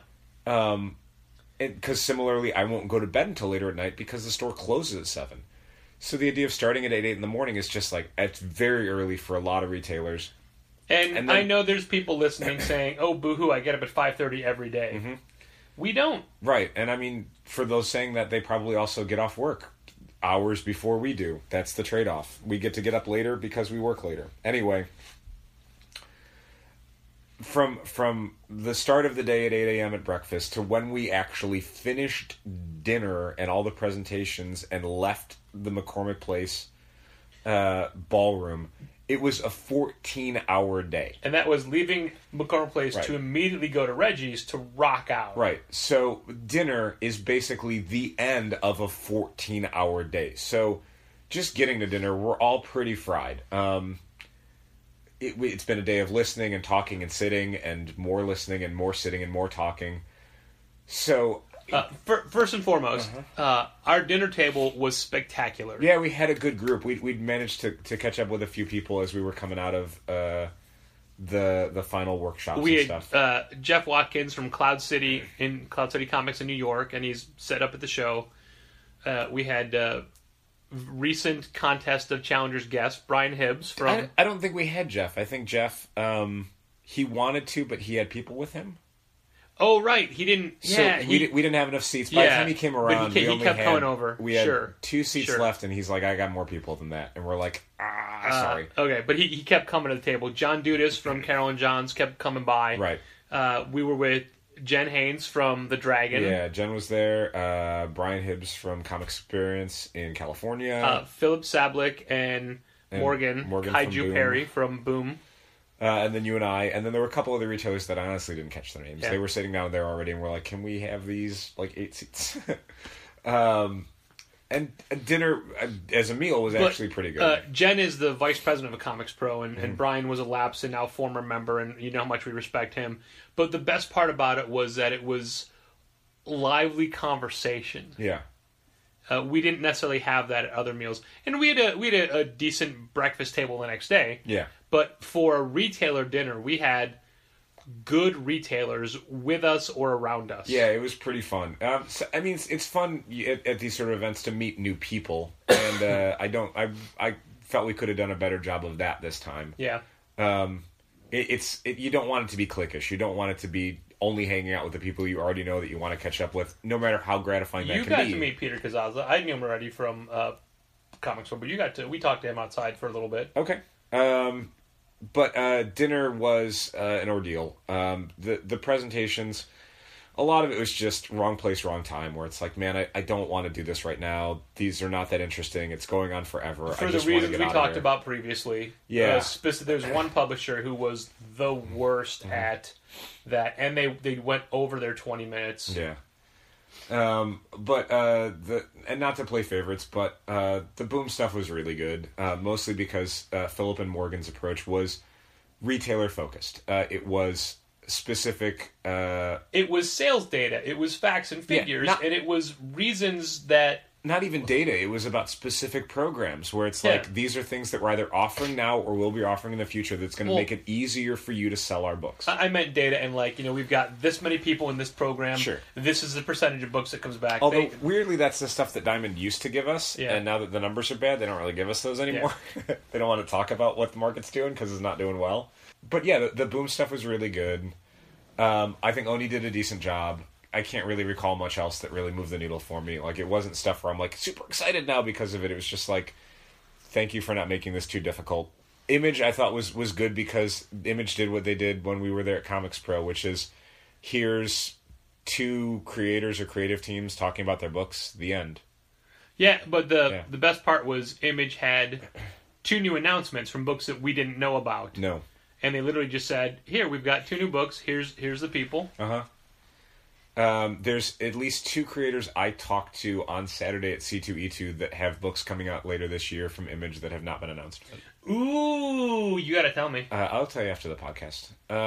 It's stuff that they've been working on for a while and just hasn't been announced yet. And they're like, I really hope it gets announced this year. And we already know another one of those, which I assume this isn't. This is not. This is people I talked to today. A book that we're very excited by a creator that you all know and love, and it is right up my alley. Yeah, that we were assured again later in the show that it was going to be announced. Yeah. Not imminently, but at some point this year. But anyway, one of the big problems for the way retailers are going to be seen by publishers is the Image was one of the last speakers at the Retailer Summit. They were the last. But during it was Boom, and then it was IDW, and then it was Image. Yeah.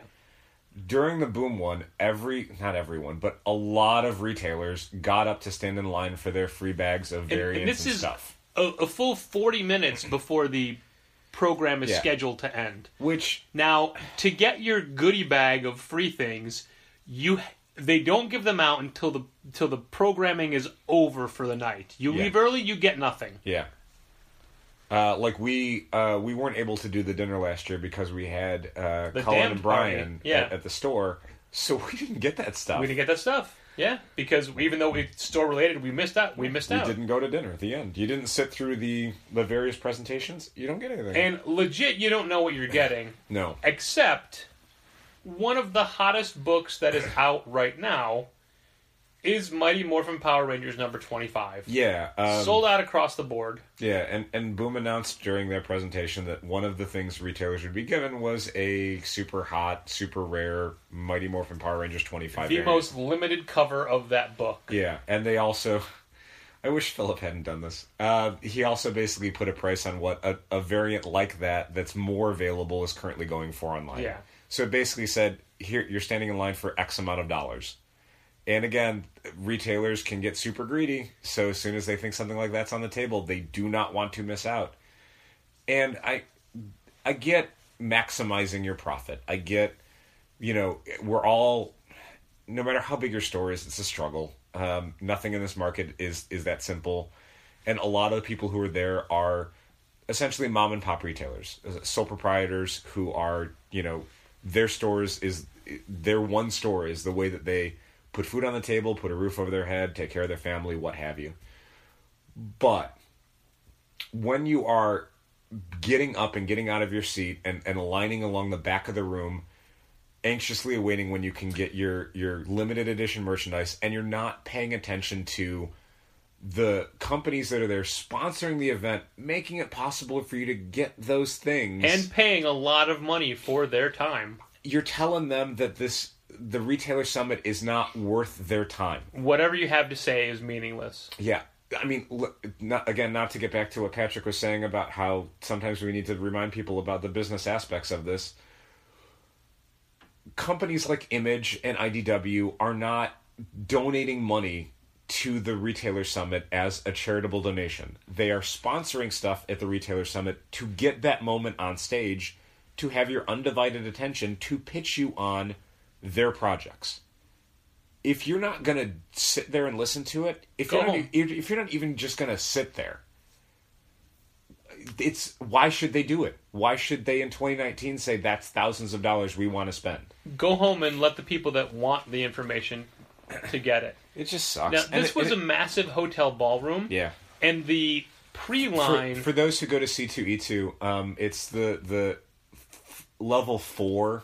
It's the big ballroom in the back. So like when they have TV stars and stuff give speeches and have panels, that's the room they have them in.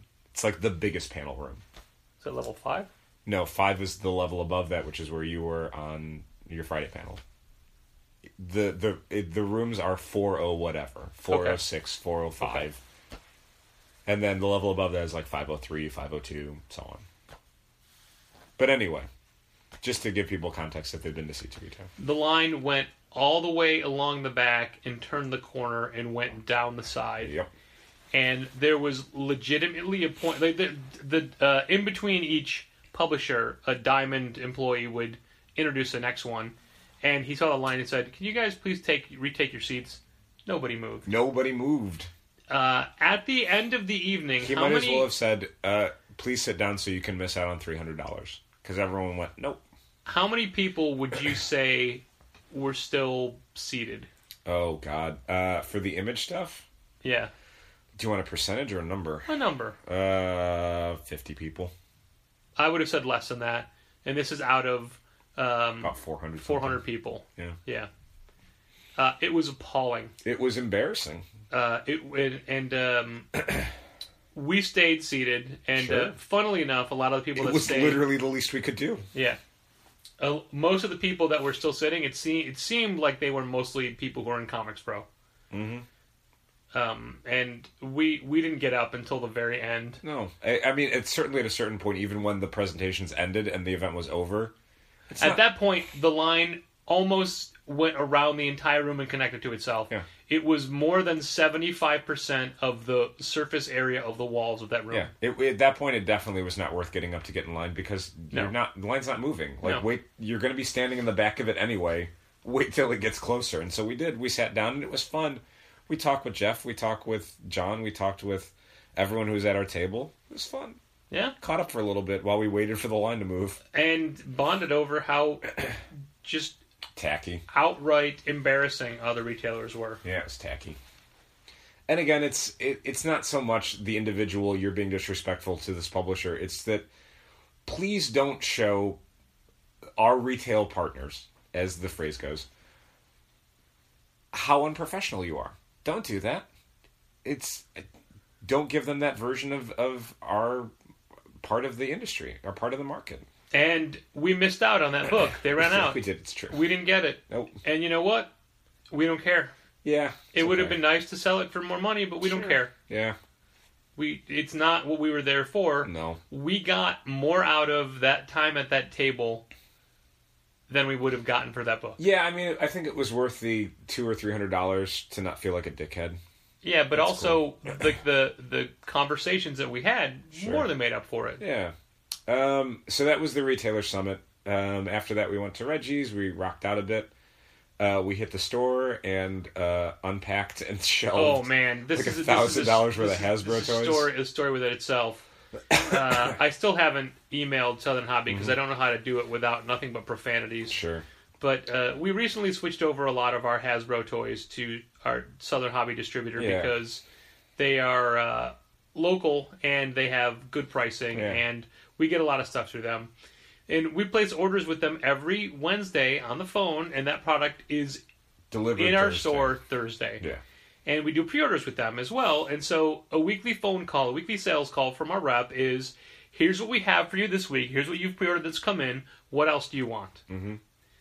And inevitably, during the span of a Wednesday, they'll like, oh, we got some Funko Pops in, so you'd order these. Like, we'll get a couple other things on the list. We got so much extra stuff that we weren't told about was coming that it was, number one, a massive financial hit we were not prepared for. Right. Could have used the warning. Number two, they didn't tell us it was coming. Yeah. And number three, it's when we're out of the store consecutive days, which happens once a year. Yeah, and this is stuff that it was the Avengers Infinity War figures and the Marvel Deadpool wave. And it's things that legitimately we thought, like the on sale date was like a month ago. March 3rd. Yeah. So it was stuff that we couldn't just be like, well, we'll stick it in the back room for a couple days. Like, no, this has to go on the shelves. We have to get it on the sales floor. So we had to do that night. All the Avengers Infinity War pop vinyls. Mm-hmm. Those we left aside for a couple of days. But I mean, they're out now. They are, but I mean, it was... But that was literally all I could do today around filming. It was 11 figures. Get those. It's a lot of figures. So we did that, and then went home. I'm still furious about that. At the very look, I know they don't control when that comes in. I know they have to pay for it when they get it. The least they could do is tell us. The least they could do is say, "Hey, by the way, these things came in," because they knew on Wednesday because they were on the truck Thursday. Those guys got our email. I mean, even if it was a thing where they got it in Thursday morning and rushed to get it in the van, shoot us an email. Tell us it's coming on a van. Give us some sort of preparation. Like this was the worst week for that to come in. Yeah. By the way. The Ghost Rider vehicle that was on hold. Yeah, he doesn't need it. Donovan couldn't get through. She called 7 different times, and each time Jesus. the Verizon customer you're trying to reach is unavailable. Oh, when you get that one time, don't bother. But I mean, she's thorough. Sure, she is. So it's back on the shelf. More thorough than she should have been. Thank you very much, thanks. person. PF. Also, by the way, Donovan vacuumed. Whoa, thanks, Tom. Yeah. Mm-hmm. Thanks, She said, Dove. I know I didn't have to. I still did. Appreciate it. I didn't take off the bottom shelves, No, but I did stick the attachment underneath. that's cool. I'm glad. Yeah. Thanks, Donovan. So, that was Thursday. Friday, we had the breakfast in the morning. Fun time at that with the people that we were sitting with. We had 3 Diamond employees at our table. Yeah. And then Josh from Westfield Comics. Yeah. The actual the presentation content? wasn't great. Steve Jeppe, who's the founder of Diamond Comics Distribution, gave the keynote speech, and it was kind of all over the place. Yeah. As keynotes go, it was his theme was basically how much he's seen in the industry and how much it's changed and how many things the industry has overcome. And the weird thing was he opened with, how many people here love this industry? Let me see a show of hands. And a ton of hands go up. Mine didn't, because I'm like, love the industry? No, I don't love the industry. The industry's got a ton of problems. It needs a lot of work. I love the medium. I love comic books. I don't love the industry. The industry's a weird thing to love. Says the guy who owns a on paper monopoly, but technicality. It's like someone. It's like someone who's trying to make a point about patriotism in America, going, "Who here loves the government? Who here loves paying taxes? Why would you love the government? I love America. I love the country. I love the concept of it. But like the nuts and bolts, like how it's doing right now, no, I don't love it. It needs a ton of work. It doesn't work well. The industry, the comics industry, is the same way. It's not good right now. It's yeah. Oh my God, I could go into a million reasons why, but to use that as the assumed launching point for your entire thing is like right there, your core assumption. I disagree with. Who here loves me? Uh-huh. Well, he basically said, I'm not going to make this about me. I'm not going to talk about myself. Mm-hmm. And then spend an hour giving us his life story. And it was all over the place. I mean, and it's like your grandfather's telling a story and distracts himself with the point he brings up, so he goes off on a tangent and never gets back around to it. Yeah. And then the story is just stopped.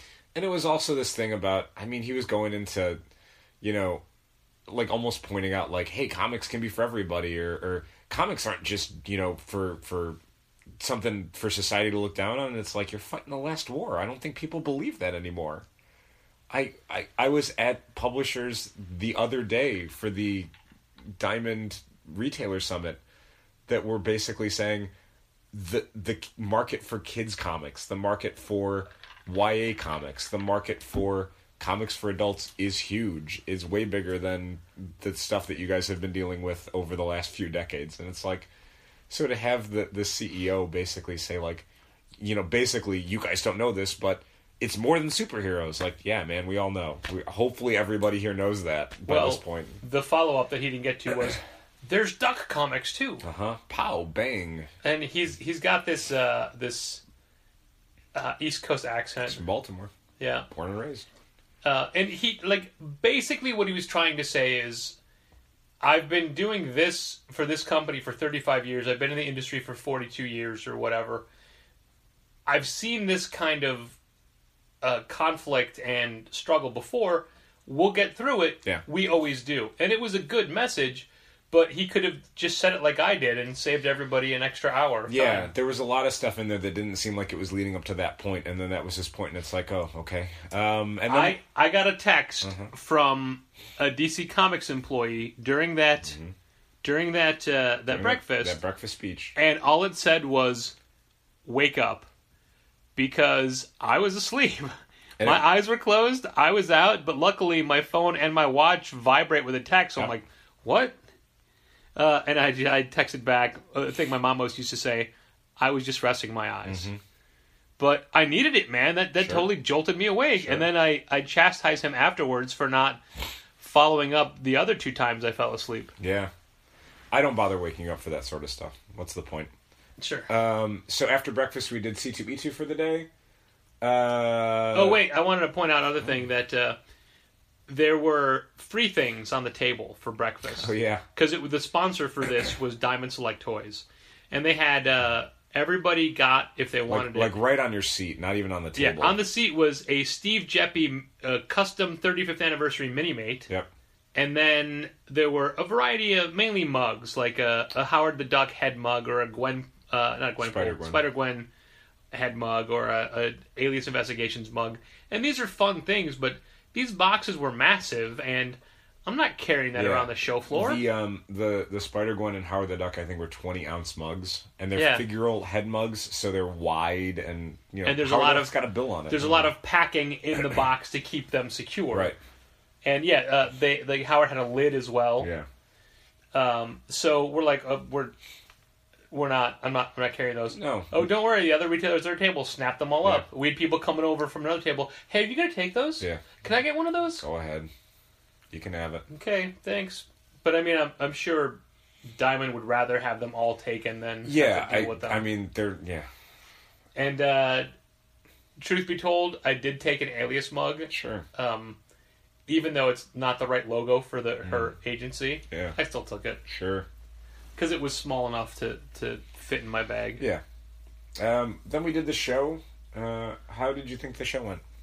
This Friday? is the most fun I've had at a C2E2 in a long time. It's a pretty good one. But when you wrap it up with the Retailer Expo, or the Retailer Summit, we hit Artist Alley immediately. Yeah, we said hi to everybody. Yeah. It's always a case of talking to people that you may not necessarily want to. Although I was pretty strict about being blatantly rude to people I didn't want to talk to, because I'm on the clock. This is work. Yeah. I don't if I'm doing something and you're slowing me down. We randomly had a really great conversation with Dan DiDio on the floor. Yeah. And it wound up being a lot longer. I kept saying, "Hey man, we don't want to take you away," because he was with his wife. Right. I don't want to steal your time. You were walking by, so I thought I would just jump in and say this. As I tried him to hire Craig Cermak to do work. You did. That was because you pulled over another DC employee who was there before Dan got there.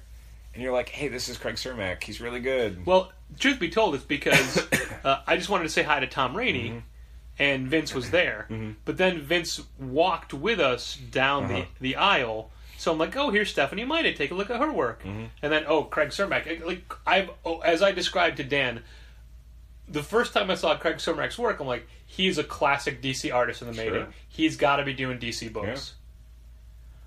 Yeah. And it was just so funny. And Dan's like, oh, do you have a card? No, people just take a picture of my sign.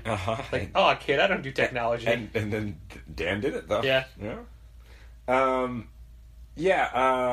We did Artist Alley, and then we did a little bit of like company stuff, like the publisher booths, and then you had your panel, and then you were done for the day.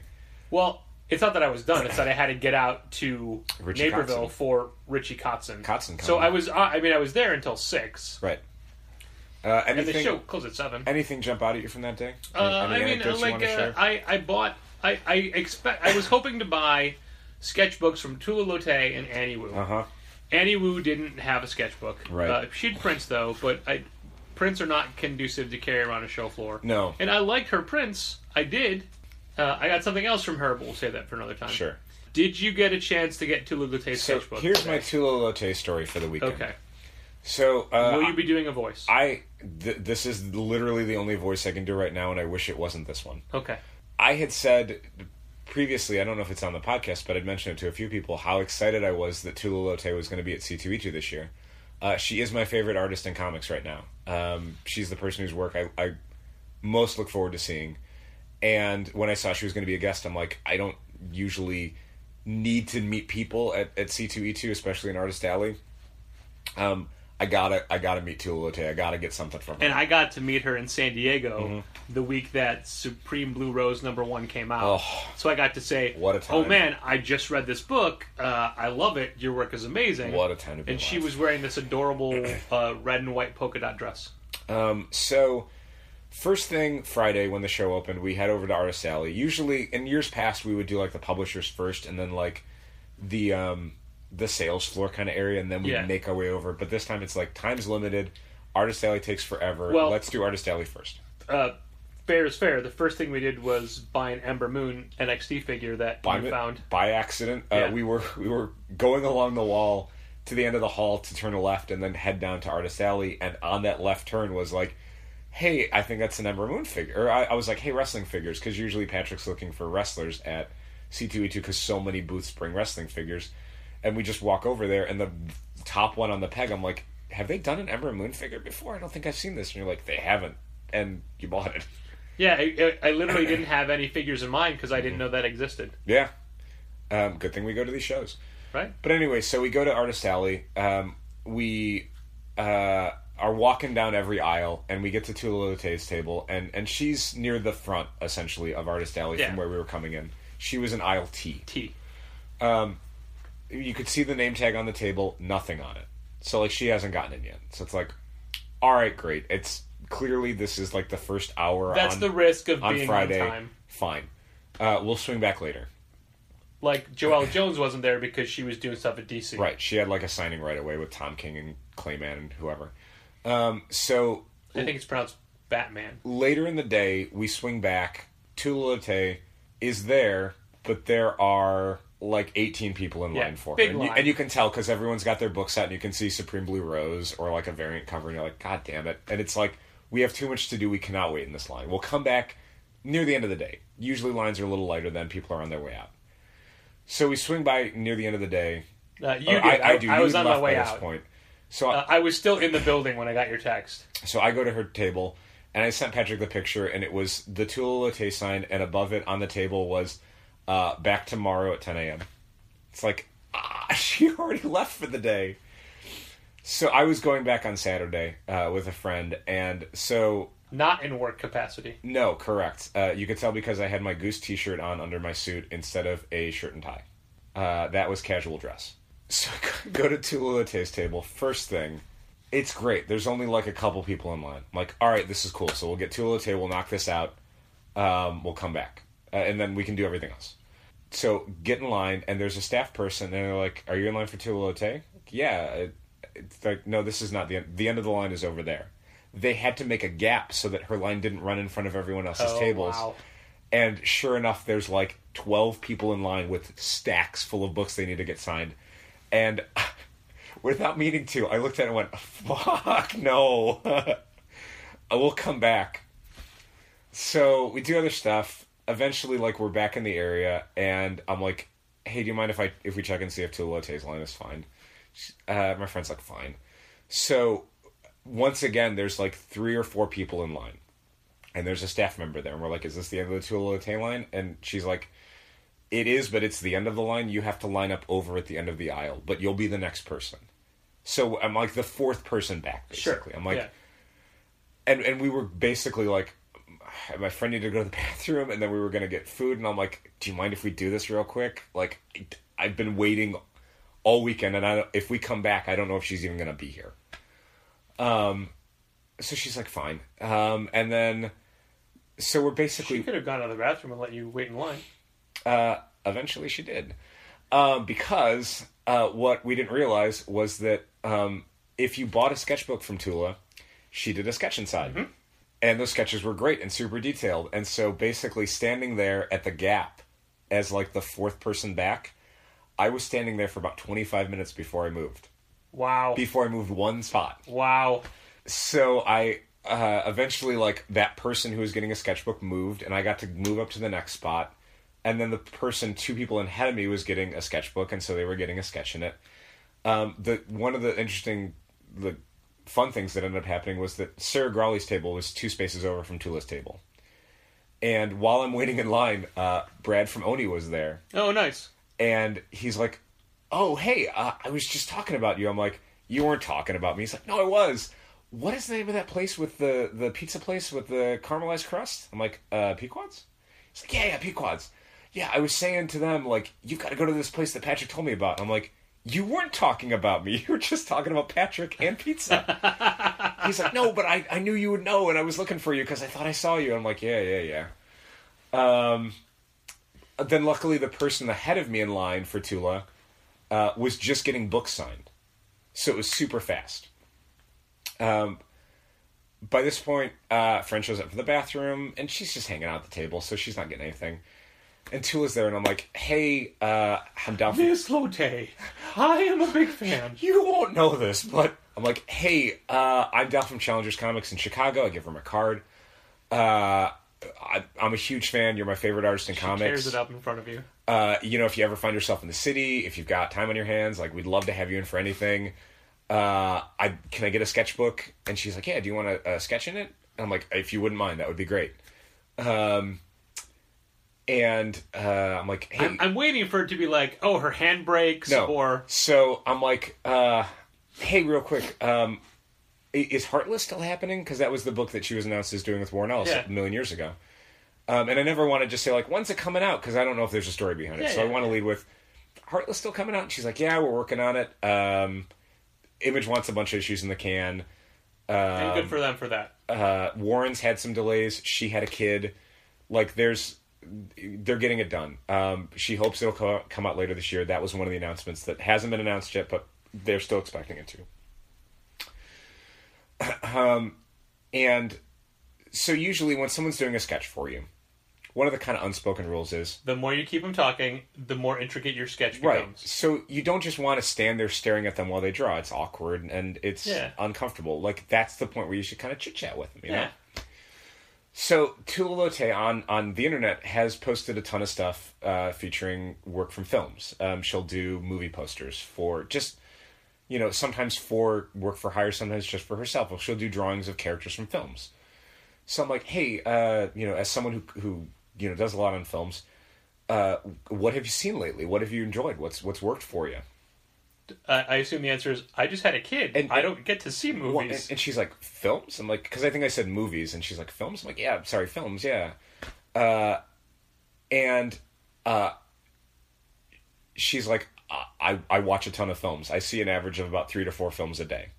Because she'll have films on when she's drawing. Sure. So she's constantly watching That's stuff. not active watching. I mean, eyes on the page, Tula. You got work to do. I mean, it probably is. But so we were talking about films, and the problem was, she's not one of those people that can draw and talk. So she would stop. So she's having this conversation, and we're recommending films to each other and talking about things that we liked and didn't like.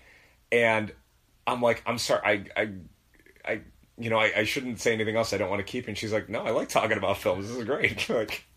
But I felt bad for the next guy behind me in line, because it's like, this is a sketch and all the conversation I'm having with her that is taking up all this time. But it was awesome. She, without my prompting, mentioned Ingrid Goes West as a film she saw recently she really liked, which I thought was a stunning film. She liked Wind River, that Hawkeye Scarlet Witch movie. Yeah. And just some other stuff. And I recommended Thoroughbreds. And then I wanted to talk about Phantom Thread, but she hadn't seen it yet. Oh. And so it was like, she didn't see it because... it's not on video yet. No, like, it was that she avoided it because it was about fashion, and she didn't want to see, like, I guess Paul Thomas Anderson's take on fashion. And I'm like, it's not really about fashion. Like, that's the lens that they see these characters through, but it's way more of a character piece, etc., etc.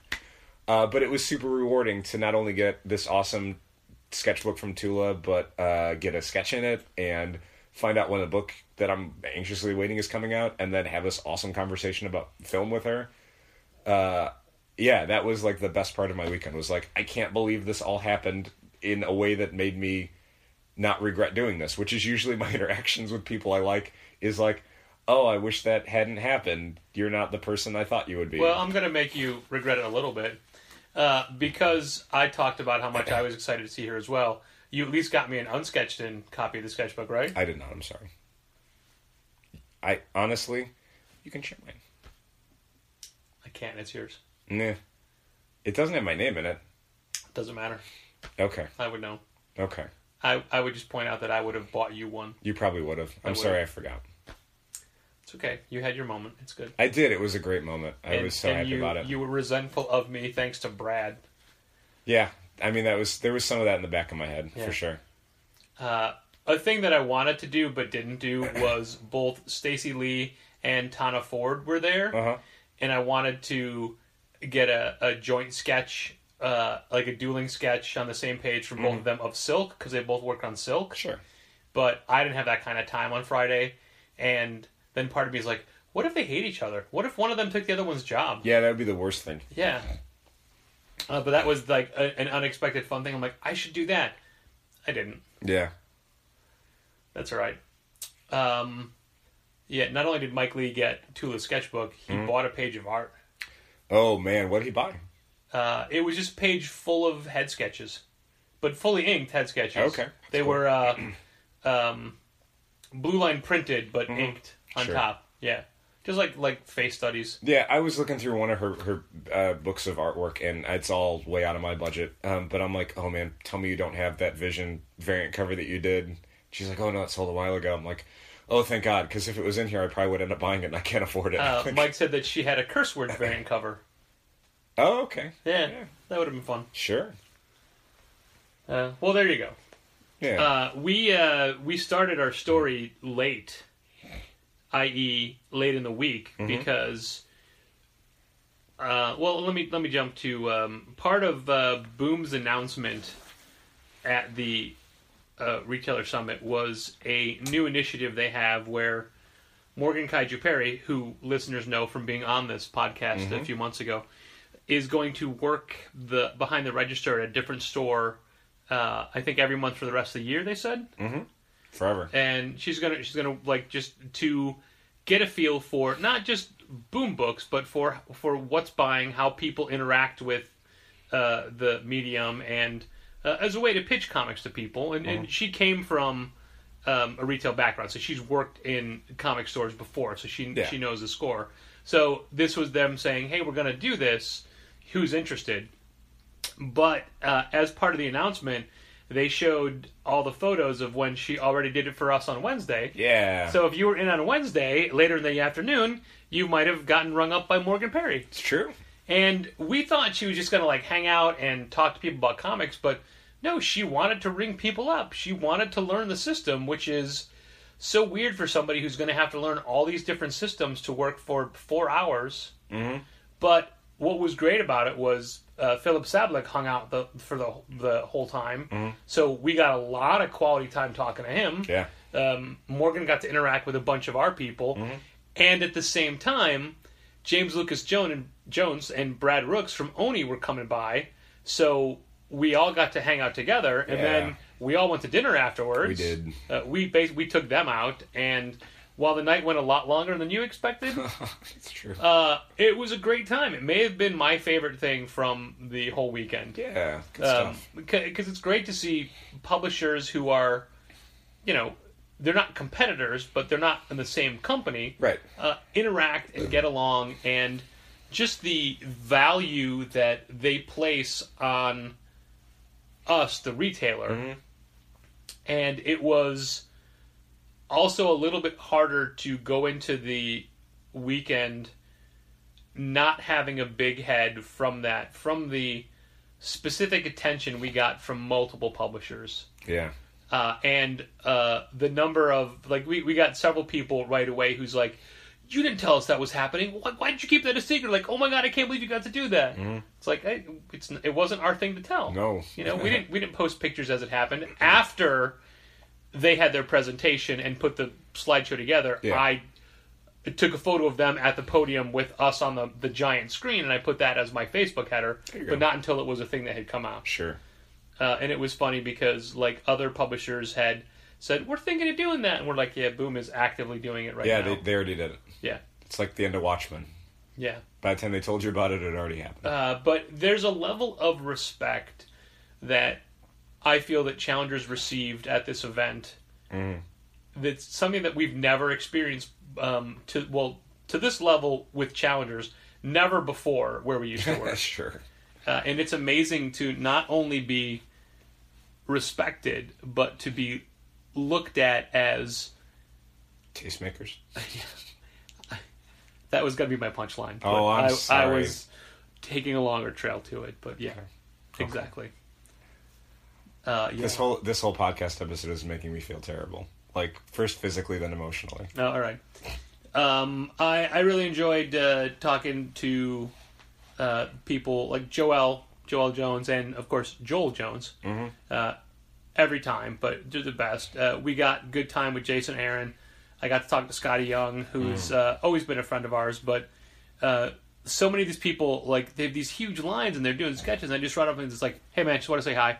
Scotty puts his pen down, starts a conversation about a thing that we're into that's not part of comics. Sure. And every time I had to turn to the person and go, hey man, I'm really sorry. But they're just happy to see this, like, interaction going. Okay, sure. And Cullen Bunn and Tyler Crook. Uh-huh. I bought Cullen's horror anthology, and he's got a bunch of great Harrow County pins that we're going to be carrying soon. Yeah. Chris Schweizer, who is a hell of a guy, and a guy who I've bought stuff from through his website just randomly throughout the years, Sure. and I picked up his Star Wars sketchbook. Admittedly, I didn't know it was Star Wars. I just saw a Chris Schweizer sketchbook. I'm like, I'm in. I'm trying to, like, because I kept the track of what I bought, and it was more than I expected I would. But we got that pin from Sarah Growley. Mm-hmm. She's the artist of Kim Reaper. Did she write it as well? It's her book. Yeah. Yep. We talked to Stephanie Meided. We talked to Andrew Day. We talked to just people. Like, we have a thing where we don't want to go up to a person, a creator that we respect, and take their time away from them making money if we're not going to buy stuff. So the people we were talking to, I tried to buy stuff from everybody, and that is just because they're there to make money. It's not our personal playground or our sandbox.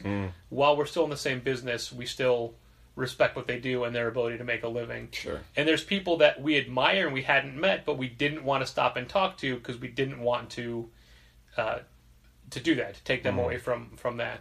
And there was a good lineup of people in Artist Alley, and we rekindled some relationships, and we have some really tentative things on the schedule. But there was a creator this show who I'd never met before, who I talked to, and we got along really well. And with no prompting, this creator said, I want to come out in July. I'm doing a thing. I want to come out to your store and do it. So, and this is somebody that, A, we've never had before. B, I think we could get people out for. Cool. So that'll be exciting. And then another highlight, and I see you fading, so... No, I just feel terrible about not getting you that Tula Lite sketchbook. Oh. I legitimately never thought that you were a big enough fan that you would want a sketchbook. Oh, I thought I mentioned numerous times how much I wanted to see her.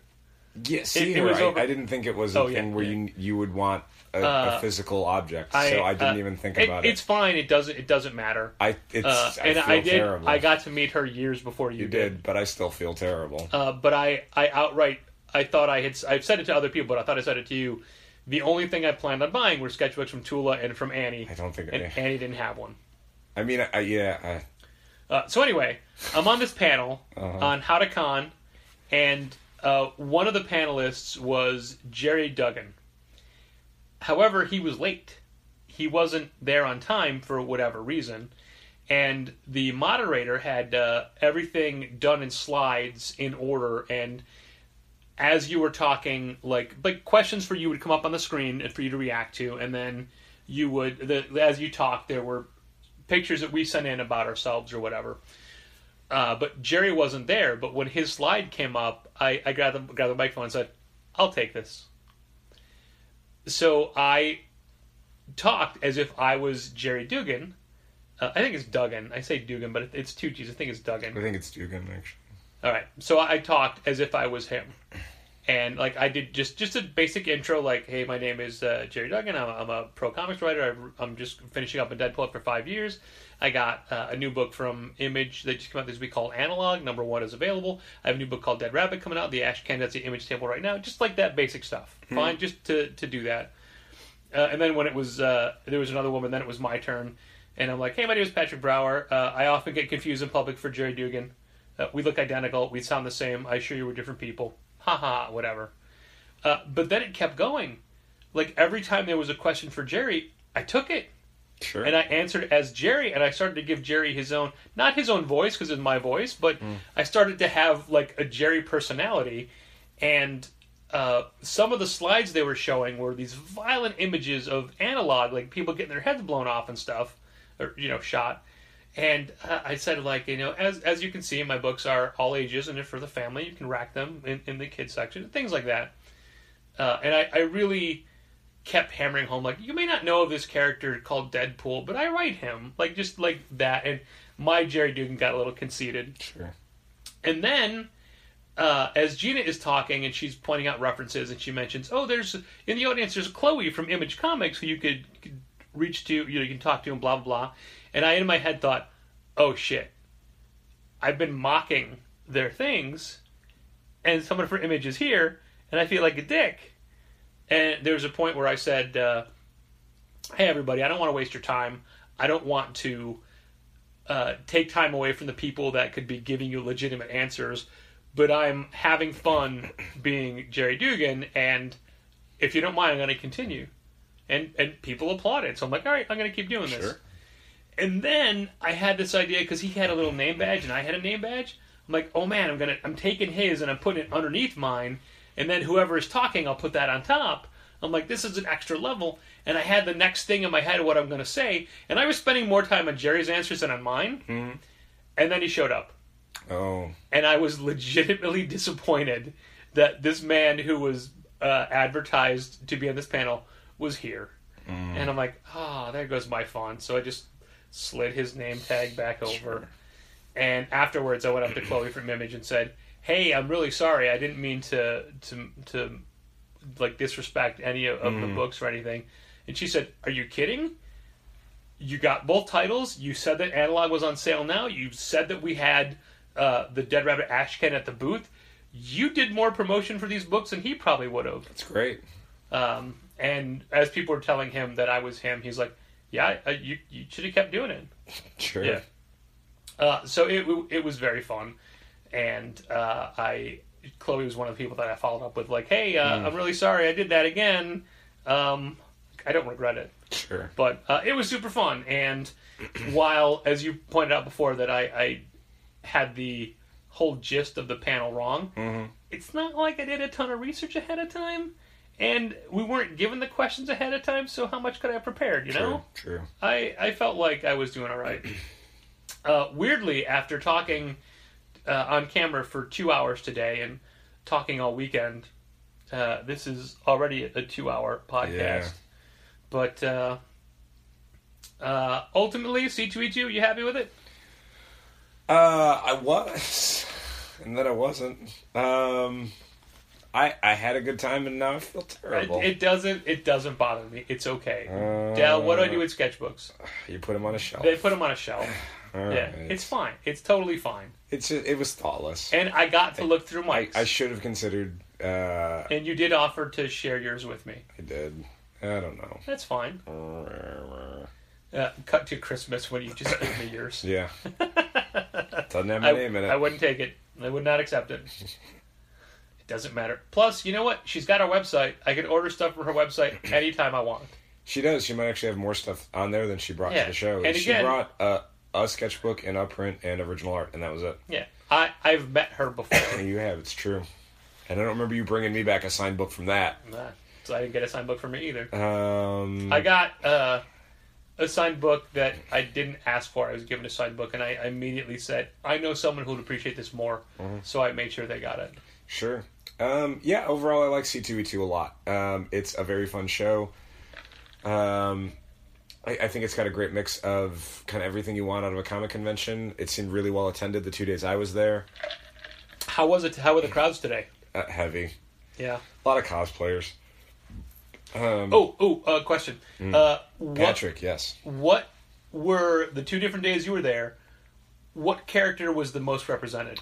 I'm going to say Friday. I think it was Spider-Man. Yeah, I don't know if I saw like a consensus. A lot of Overwatch characters, that's for sure. See, I don't think I'd recognize them. I did, so it was a lot of like, it's Overwatch. I saw some really great Overwatch costumes. Who's the girl with the bunny on her? Diva. I saw a great Diva. A lot of divas. I saw a few Gwenpools, which was great. Nice. Including one Gwenumpool. Okay.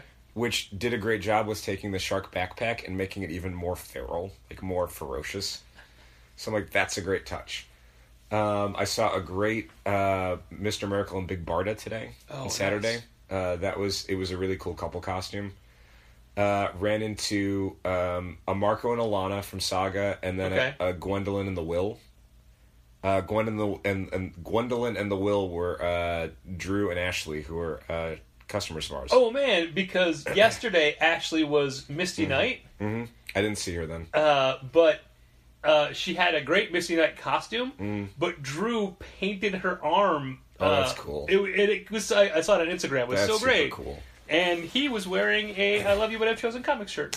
So anyone who doesn't know this, this is a standing rule. If you are wearing an "I Love You But I've Chosen" comics T-shirt anywhere other than Challengers, and I see it, I will give you a high five. And that's not a thing he just doles out randomly. That is. I've seen people come up to give him a high five, and he just goes, No, if I'm not seeing that shirt, you didn't earn it. And so I did that. I saw. The tough thing was I saw the Springham family. Yeah. But they were like an aisle over in Artist Alley, and I kind of couldn't motion to them in a good way, so they would have gotten high fives. Because Gotcha. I think they were both wearing "I Love You But I've Chosen" comic Well, shirts. they got mental high fives. Well, we're gonna use the honor system because I can't 100% remember if they were or not, and B, they can redeem that honor system T-shirt viewing for high fives. Okay, I'm gonna have to ask you to do it outside of the store to keep it authentic. Depends how cold it is. Because the rules outside the store. And if it's raining. If Yeah. I see it outside of the store, you get a high five. The high five doesn't have to be outside of the store. Oh, I see. I will say, I did see you accept 2 unsolicited hugs. Yeah, we talked about this early Friday morning. It's when someone moves in for the hug, it's very difficult to not let it happen. Yeah. It's one thing for someone from a distance to be like, hug, and then you go handshake. But if someone is already in your space, like, you're getting the hug regardless of if you want it or not. Mike Lee and Mike Norton had a very funny miscommunication where they see each other. And Mike was in the middle of the aisle. Mike Norton was in the middle of the aisle. And Mike Lee's walking up. So Mike Lee puts his hand up for a high five, and Mike goes for a shake. And then Norton puts his hand up as Mike goes for the shake. Oh my god! And then it's just like Comedy routine. forget it, and move on. I saw a lot of Ricks from Rick and Morty. I only saw one. I saw a few on Saturday. Okay. Other than that, Original. Yeah, beyond. So I stopped at Chicago Comics for one reason and one reason only. Con Bingo. Obviously there were a few people there that I was happy to see and talk to again. It was Raphael and Rachel, Megan, and Caitlin. Great to see them all again. All people I am fond of and know by name. And they had Con Bingo there. And do you want to explain that real quickly to the listener? So one of the things that Chicago Comics has given Chicago that solidified their place in the pantheon of all-time great comic shops is basically a bingo card that the employees at the booth keep based on things that they can see from the booth. So usually it's like costumes. Yeah. So it's, one of the squares is like a Ghostbuster, bonus points if it's all 4. One of the squares was a Stormtrooper mashup. Okay. Like Stormtrooper with a Hawaiian shirt on vacation. Right. Like somebody I know had taken pictures that had Stormtroopers in kilts. Okay. So that would have qualified. Stormtroopers! Yeah, so they weren't doing great, and looking at their list, I'm like, I don't know if this is a winnable board. I think you guys crafted a board that you can't win off of. But I also told them I believed in them, so hopefully that'll you do the trick. But it was great to be able to see the board this year. Yeah. It's great that they're doing the show again so that the Con Bingo happens again. Did you see James or Tom? I did.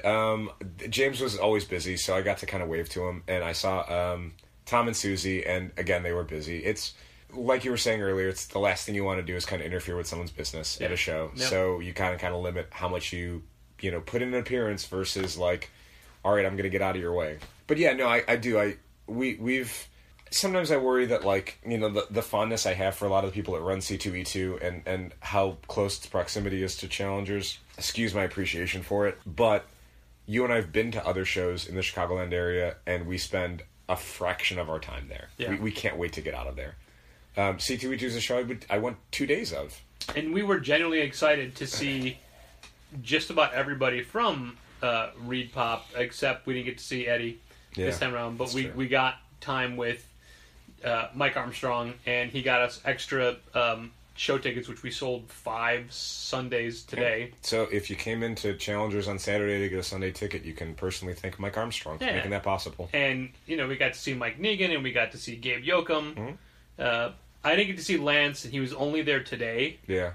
And it was just his birthday. Plus, he just got promoted to, president of everything Reed ever does, or will do. Something like that is his title. Lance is a great guy, though. We've been fans of his since the beginning. So it was good to have some time with all of them. Yeah. And I felt like it was just a little more relaxed, a little more fun. Maybe. Even though we didn't, our contribution to Con Life, Officer Down. Actually, that's store life, but it really took on a life of its own at the cons. It did. Yeah, I think the big thing that helped this year is that we didn't try to do everything Friday. In years past, we've tried to do the entire show floor on Friday, and that's just exhausting and difficult to achieve. So we really just said, we're going to do Artist Alley, and even that was difficult to get done. Well, Dal, I was saving this in my back pocket to the end of the episode, and I think it's better that I did, because hopefully it'll make you feel a little bit better. You have a special message from somebody who was at the show, and I'm going to deliver it verbatim. Tell Dal I said thanks. Brandon Routh. It's true, though. Yeah. That is a quote from Brandon Routh to you. Wow. That's very nice of him. Yep. That's why he's my favorite Superman. There, I said it. I mean, that's what was said. So that was the message I asked someone to pass along was, hey, because they said they were going to do a Brandon Routh front up. I'm like, tell him he's my favorite Superman. He was in my favorite Superman movie. Yeah. There you go. Message delivered. There you go. One of the things about this podcast and us doing it however we feel like it, a lot of shows that are on specific networks have, not rules, but they limit things, and they don't like to give you too much. They want to make you tune in again. And we're well over 2 hours, and we could have easily broken this into 2 episodes. We're not gonna. But then we'd have to remember all of this next week, and we won't. No, what I literally mean is I could edit this into 2 parts and just make it be 2 weeks. We're not going to do that. No, we're not. So if you enjoy listening to this podcast, maybe you could go over to iTunes and review it if you liked it. Or if you want to subscribe, make sure you don't miss an episode. That's great. We've been doing this for a very long time, and we have 8 years, almost 8 years worth of episodes. So if you feel like dipping into the back catalog and seeing what comics retail was like in, say, 2010, go ahead. Sure. If you can't remember an episode where Dal's voice was not gravelly, where it sounded like a human adult male voice that wasn't maybe dying of something, randomly pick an episode from 2012. Give that a listen and see what you think too. If you want to throw us a few pennies, like 25 cents an episode, you could do that via our Patreon account at patreon.com/challengers. And if you make it to the pledge level where we publicly thank you on an episode once per month, good news, that's this episode. And while we have people that we get to thank, the list seems to be growing. Uh-oh. So, I'm just going to... Do you think at some point the monthly episode where we list the people who have pledged to the level where they get thanked becomes the whole episode? In a perfect utopian society. We just spend an hour saying names. Yeah, but that's a bonus episode where you have to subscribe to it. Only Patreon listeners get to hear it. That one. Jesus. Or no, I think it should be the other way. Only the Patreon listeners get to hear the legit episodes. The public episodes are just the names. I see. Names like my brother George Brower. Names like Artie White. Michael Romanenko. Which, by the way, I saw the Romanenko family again in Artist Alley, and they were a couple aisles ahead. I couldn't get to them. Any I Love You But Equivalent comic shirts? I don't think so, but I could be wrong. Hey, Michael, this is your chance. You get to tell Dal on Wednesday that you were wearing one. He's got to give you a high five. True, it could happen. He's going to believe you. I definitely, in this episode, sound like someone you would want a physical contact high five from, for sure. Jose Villagomez. Tom Nagovin from the Century Guild. I feel like that's his full name now. Tom Nagovin from Century Guild. His last name is from the Century Guild. Our best friend from Australia, Mitchell Davis. I screwed up his name. It's Mitchell Davies. You did. I did the Greg silent? Davis thing. I did the very first thing I asked him on the podcast was, is it Davies or Davis? Like Greg Davis? We it's just Davies. lost a subscriber. And I did it. Sorry, Mitchell. That's okay. I called him on the phone once. $5 to say his name wrong. I called him on the phone once to Australia, and I said, "Hey, is Mitch there?" Immediately thinking, "Oh no, it's Mitchell." Oh no. Yeah, sorry. So it's not uncommon for me to totally screw up Mitchell Davies' name. Jacob Sorelli from Tel Aviv, the Tel Aviv area. The aforementioned Megan Kaiju Perry, who technically is the only employee who is a patron as well. Thanks Morgan. But she legitimately has a name badge. She does. So I wonder if she takes her non-existent salary and just immediately gives it back to us via Patreon. Maybe. Morgan Kaiju Perry, by the way, the first person ever to buy a Comic Fists enamel pin. It's true. I posted a picture on Twitter, and she immediately said, "Give me that." Yeah, they were not for sale yet, and she made it happen. That's how good she is at getting what she wants. Right. And our latest thank you patron, Mike Lee. Thanks, Mike Lee. Yeah, look at that guy. I'm sorry that we were talking at the show, and I turned around and you weren't there anymore. So and I didn't say goodbye. I was talking to Mike. Mike was at BaconFest with me today. Yeah. And I was telling him how abruptly I was treating some people. And that included him, because he came up right as Gina and I were going to the panel. Right. And he goes, "No, I had one question about Black Monday murders. You answered it. That's all. He had a show he wanted to see. Hey, you just you answered my question. I got what I wanted from you. Yeah. So thanks. So thanks everybody. This is I guess we'll need more things to happen in the comics industry if you ever want us to go over 2 hours again. God knows next episode we can talk about all the industry news that happened during the show that we didn't talk about. So there you go. Look forward to that. I don't even know if I know what any of that stuff is. We'll go over it later. Well, I mean, we don't know any of the IDW stuff because it's all redacted or classified or it won't happen until this episode goes out. Yeah. But after it's been recorded. Forget that. Always remember that comics are for everyone, every day. Thank you for listening. And keep reading comics. This has been Contest of Challengers. Thanks for listening. Keep reading comics. Challengers is located at 1845 Northwestern Avenue in the Bucktown neighborhood of Chicago. 773-278-0155. Keep up to date with new releases and events at challengerscomics.com. Like Challengers Comics on Facebook. Follow @Challengers on Twitter, and help fund this podcast at patreon.com/challengers.